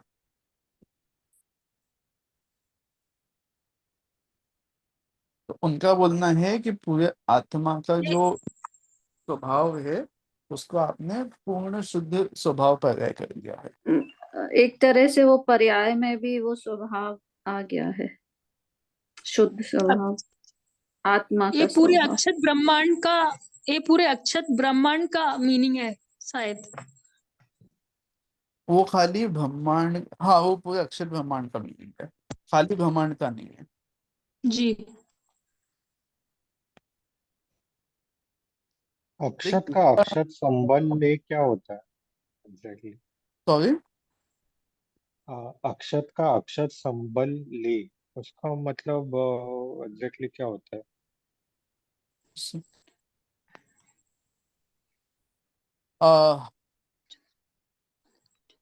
मैं बताऊं क्या इसका मीनिंग? हाँ जी बोलिए। अक्षत का अक्षत संबल ले, संबल मतलब एक तरह से किसी का जैसे सहारा लेना, हेल्प लेना, अभिलंब, ऐसे अभिलंब लेना। तो अक्षत का मतलब हमारी जो त्रिकाल स्वभावी जो आत्मा है, जिसका कि कभी नाश नहीं होता, उसका आपने अक्षत संबल ले लिया है, मतलब कभी ना खत्म होने वाला उसका अभिलंबन ले लिया है। ओके। वही मतलब होगा क्या भैया? हाँ जी, आत्मा का सहारा मतलब आत्मा को आत्मा में स्थापित कर दिया एक तरह से। इसको अगर मैं प्रैक्टिकल लैंग्वेज में बोलूँ ना, तो बेसिकली उनका ये बोलना है कि आपने मुनिराज बन किया वो दशा में नहीं हो कि आप आत्मलीन होते हो फिर बाहर आ जाते हो, आत्मलीन होते हो बाहर आ जाते हो, तो आप वो छठे सातवें गुण स्थान में झूलने वाले ना हो के आप आत्मलीनता में घुसे, तो आप उसमें घुस के रह गए, बाहर नहीं निकले। अभी बाहर नहीं आएंगे। हाँ,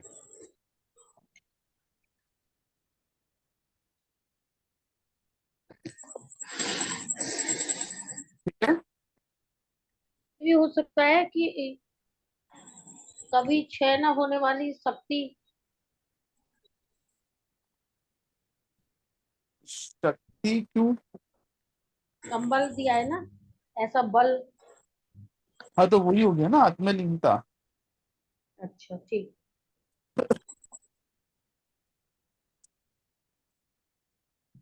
चलिए नेक्स्ट।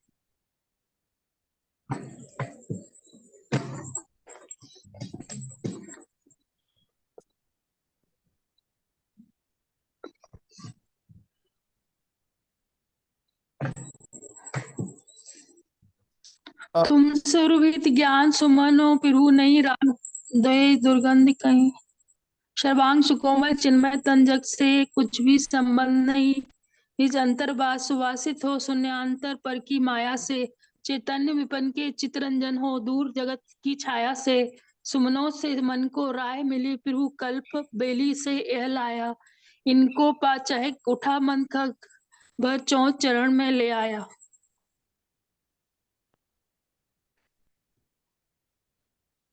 यहाँ पे क्या बोलना चाहते हैं, कोई ट्राई करना चाहेगा?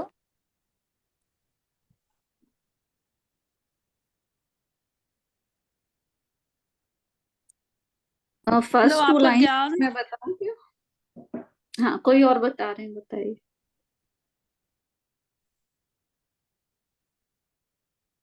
बोलिए। आप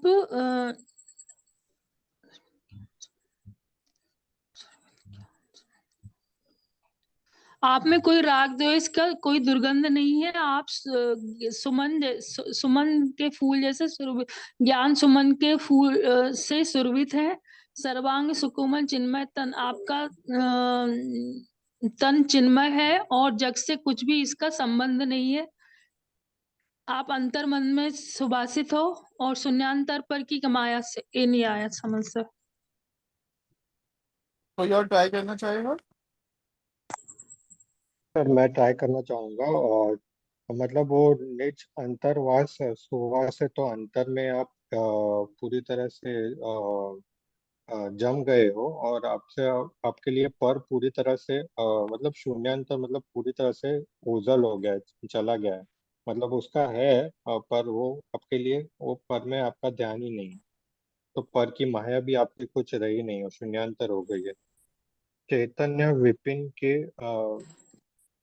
चित्रंजन ये नहीं समझा।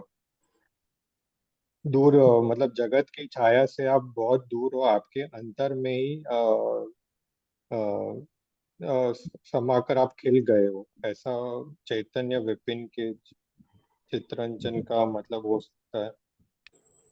सुमनों से मन को राह मिली प्रभु, कल्प बोध बेली से यह लाया है।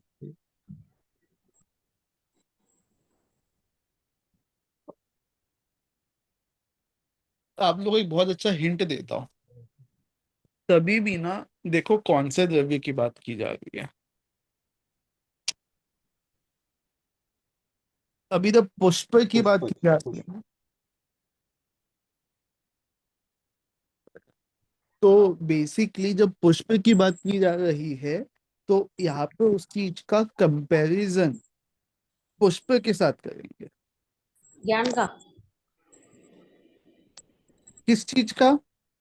ज्ञान वो का कम, फ्रेग्रेंस। हाँ, कई, वो किस चीज का वो आपको देखना पड़ेगा। वो नीचे दिया हो सकता है कि किस चीज का ये, ऐसा कंपल्सरी ज्ञान का ही हो। ठीक है। अब पुष्प की कौन सी क्वालिटी की बात की जा रही है यहाँ पे? सुगंध की। सुगंध की, फ्रेगनेंस की। सुगंधित पुष्प की। ठीक है। अब यहाँ पे देखो, उनने ये बोला है, आ, एक सेकंड। हाँ, यहाँ पे ये बोला है कि तुम सुरभित ज्ञान सुमन हो प्रभु, नहीं राग द्वेष दुर्गंध कही।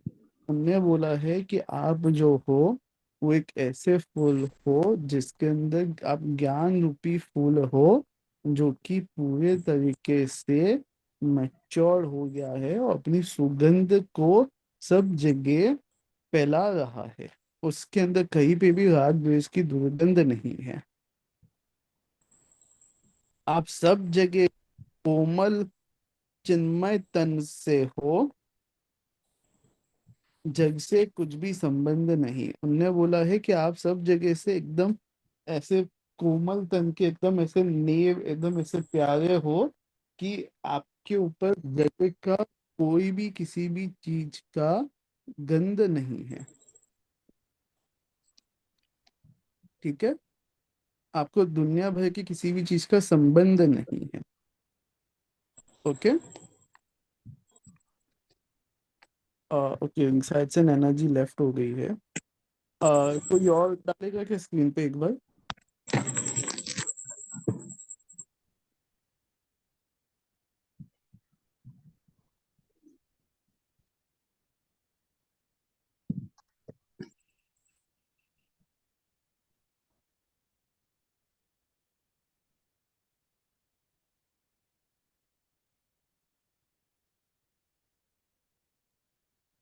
Okay, thank you. निज अंतर्वस सुवासित हो, उन्होंने बोला कि आपकी ये जो अच्छी स्मेल है ना, ज्ञान रूपी स्मेल, वो मेरे अंतर में जाके बस जाए, और शून्यांतर पर की माया से, और जो पर की माया है या पर का जो भी विज्ञान है या पर का, पर से जो भी मन में मोह राग द्वेष है, उन सबको हटा के उन सब की जगह पे वो आके बैठ जाए। ठीक है।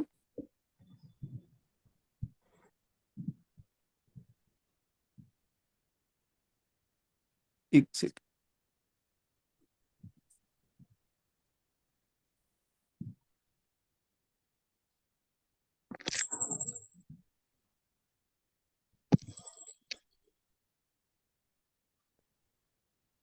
ओके, उसके बाद उनने क्या बोला है? उसके उनने बोला चैतन्य विपिन, सॉरी एक सेकेंड, हाँ सॉरी, वो किसी का फोन आ रहा है बार बार तो इसके लिए डिस्टर्ब हो रहा है, सॉरी।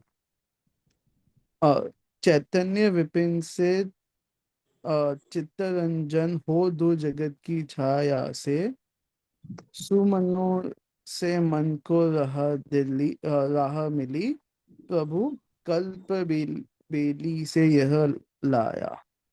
यहाँ पे बात आ रही है,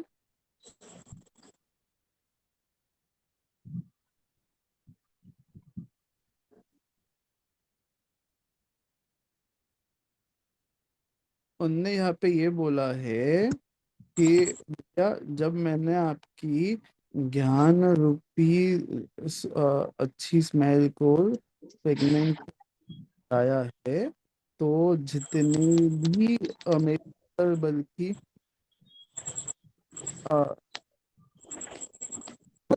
सॉरी मेरे अंतर बल की जितनी भी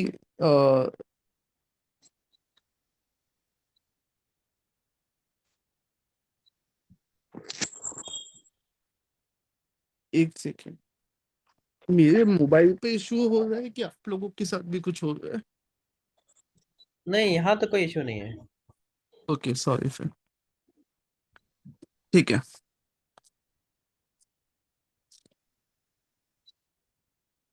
मैं नेट ऑफ नहीं कर सकता,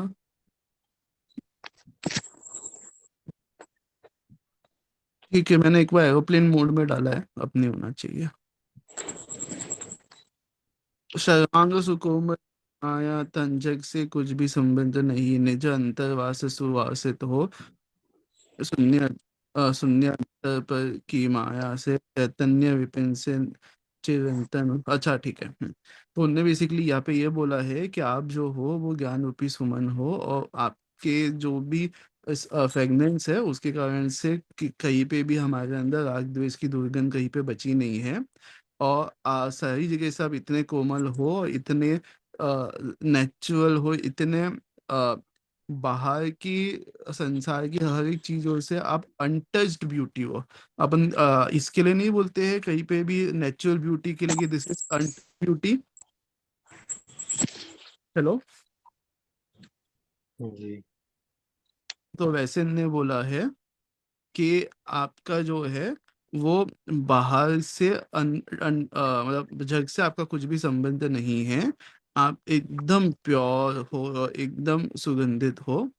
उसके बाद ने बोला निज अंतरवास सुभसित हो, उसके बाद ने बोला कि मेरे अंदर ही वो जो आपका आ, मेरे अंतर में ही आपका जो वो फ्रेगनेंस है वो मेरे अंदर ऐसा बैठ गया है। अरे, कुछ चेंज हुआ है क्या?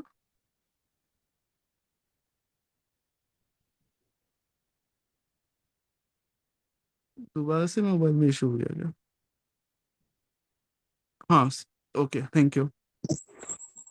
हाँ, उसके बाद उनने वो बोला है कि मेरे अंतर में ही ये इतने अच्छे से बैठ गया है कि भाई बाहर से कोई भी मायाचार्य सारे कषायों का जो भी प्रभाव है, या जो क्रोधमान माया लोभ जो कषाय जो मेरे ऊपर जो भी इम्पैक्ट करती है, उन सारे इम्पैक्टों से ये मुझे अलग कर देता है।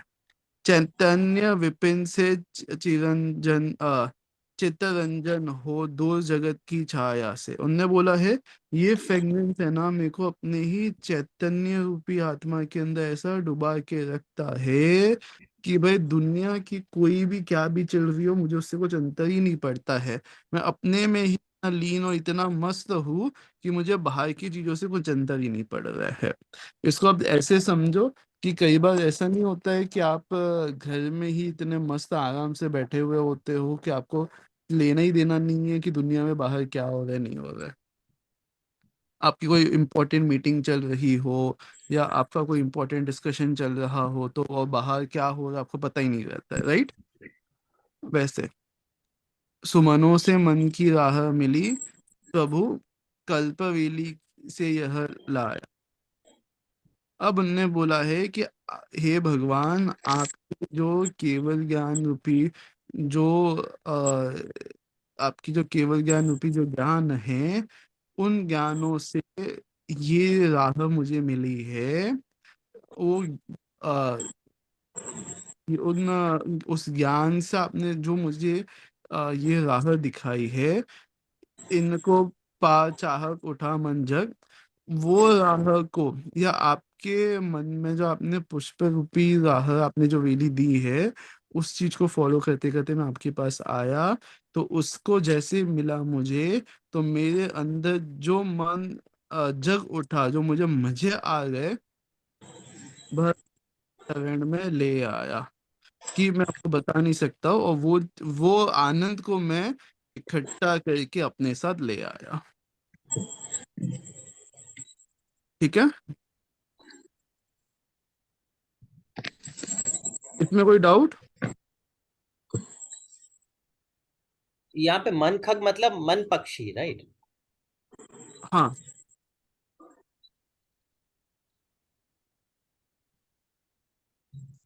भैया कल्प इसमें बेली का एक तो और है ना शब्द, शून्यांतर, कल्प बेली।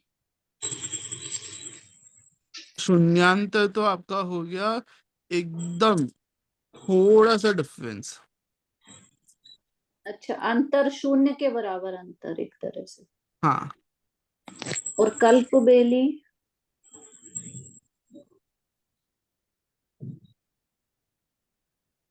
कल्प बेली केवल ज्ञान, यहाँ पे उसको केवल ज्ञान से आप संबंध कर लीजिए। बट ऐसे नहीं लग रहा है, यहाँ पे ये बोल रहा है कि सुमनों से मन को राह मिली, प्रभु कल्प बेली से यह लाया। जैसे वो पुष्प जो चढ़ाने लाए हैं, वो कल्प बेली से लेके आए हैं, ऐसे इस तरह का कल्प बेली। एक सेकेंड।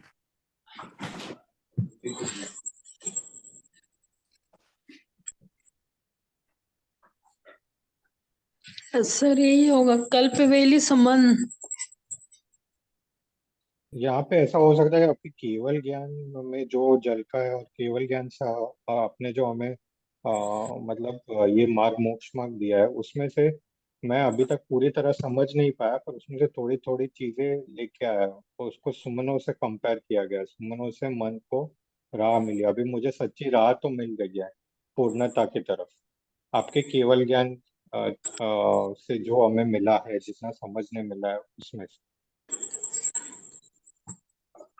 मुझे ये समझ में आ रहा है कि जो सुमन है वो कल्पवेली से, यह है ना सुमन, कल्पवेली से यह लाया, मतलब सुमन को कल्पवेली से लाया हूँ। इसको आप ऐसे लीजिए कि प्रभु कल्प बेली से यह लाया, सुमनों से मन को राह मिली। उनका बोलना ये है कि जो डायरेक्शन है, वो जो सुमन थे, जो फूल थे, उनसे मुझे डायरेक्शन मिली है। और प्रभु कल्प बेली से ये लाया। कल्प बेली बेसिकली, कल्प मतलब होता है कल्पना, और मतलब बेली इसका होता है। इंग्लिश में मतलब देखा मैंने, हेवनली ब्लॉसम लिखा है। हाँ, तो बेली जो होती है, बेली का बेल होती है, और जिसमें बहुत से फूल होते हैं, वो होती है। जी। तो बेसिकली उनका यहाँ पे ये बोलना है कि मैं ये जो है कल्प बेली से ये लाया। मतलब बेसिकली अब मैं इसको कनेक्ट करके मैं बता रहा हूँ कि केवल ज्ञान से ये जो ज्ञान रूपी फूल है, वो मैं लेके आया हूँ। दिव्य ध्वनि से, कल्पवली मतलब दिव्य ध्वनि से ये ज्ञान रूपी फूल मैं लेके आया हूँ। ठीक है सर। इनको इनको पहा चह कुटा मंखक, भर चौज चरण में लाया हूँ। अब इन्होंने बोला कि अब जैसे ही मुझे ये दिव्य ध्वनि या केवल ज्ञान रूपी ज्ञान मिलेगा और अपने पास में समेट के रखूंगा, तो फिर मैं अंतःस्थल से मैं खुश हो जाऊंगा। सो बेसिकली स्वरूप का भेद विज्ञान होएगा, आत्मज्ञान होएगा, आत्मलीनता होएगी, तो ऑटोमेटिकली मैं सुखी हो जाऊंगा।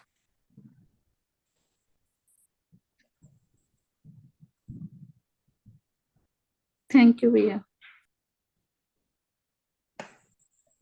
हाँ जी। मतलब किसी और के ध्यान में कोई और बात हो तो वो भी बता सकते हैं।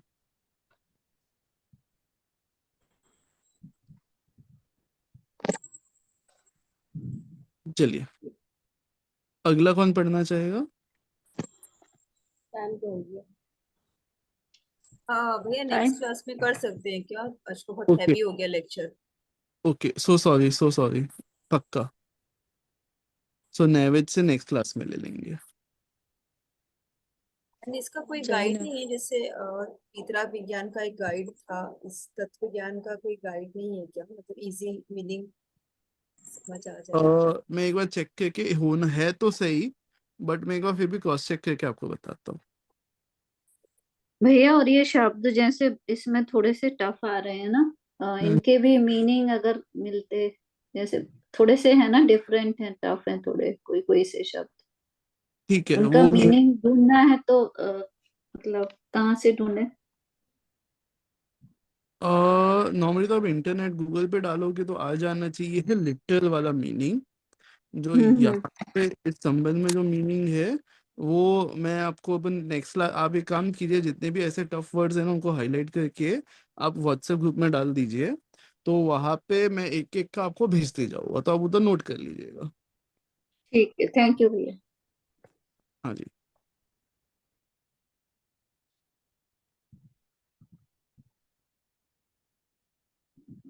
चलिए। बुआ जी, और ये जो इंग्लिश वाली किताब है ना, इसमें भी हाँ हाँ, मैं भी हाँ, राइट कभी कभी थोड़ा सा ऐसे देखती हूँ। मिल जाएगा कि जैसे नैवेद्य का लिखा है, अभी अगर कुछ एब्सोल्युटली कुछ स्ट्रॉन्ग वर्ड है जो नहीं समझ में आ रहा, तो प्रोबेबली हो सकता है कि थोड़ा सा इंग्लिश से कुछ समझ आए अगर राइट राइट।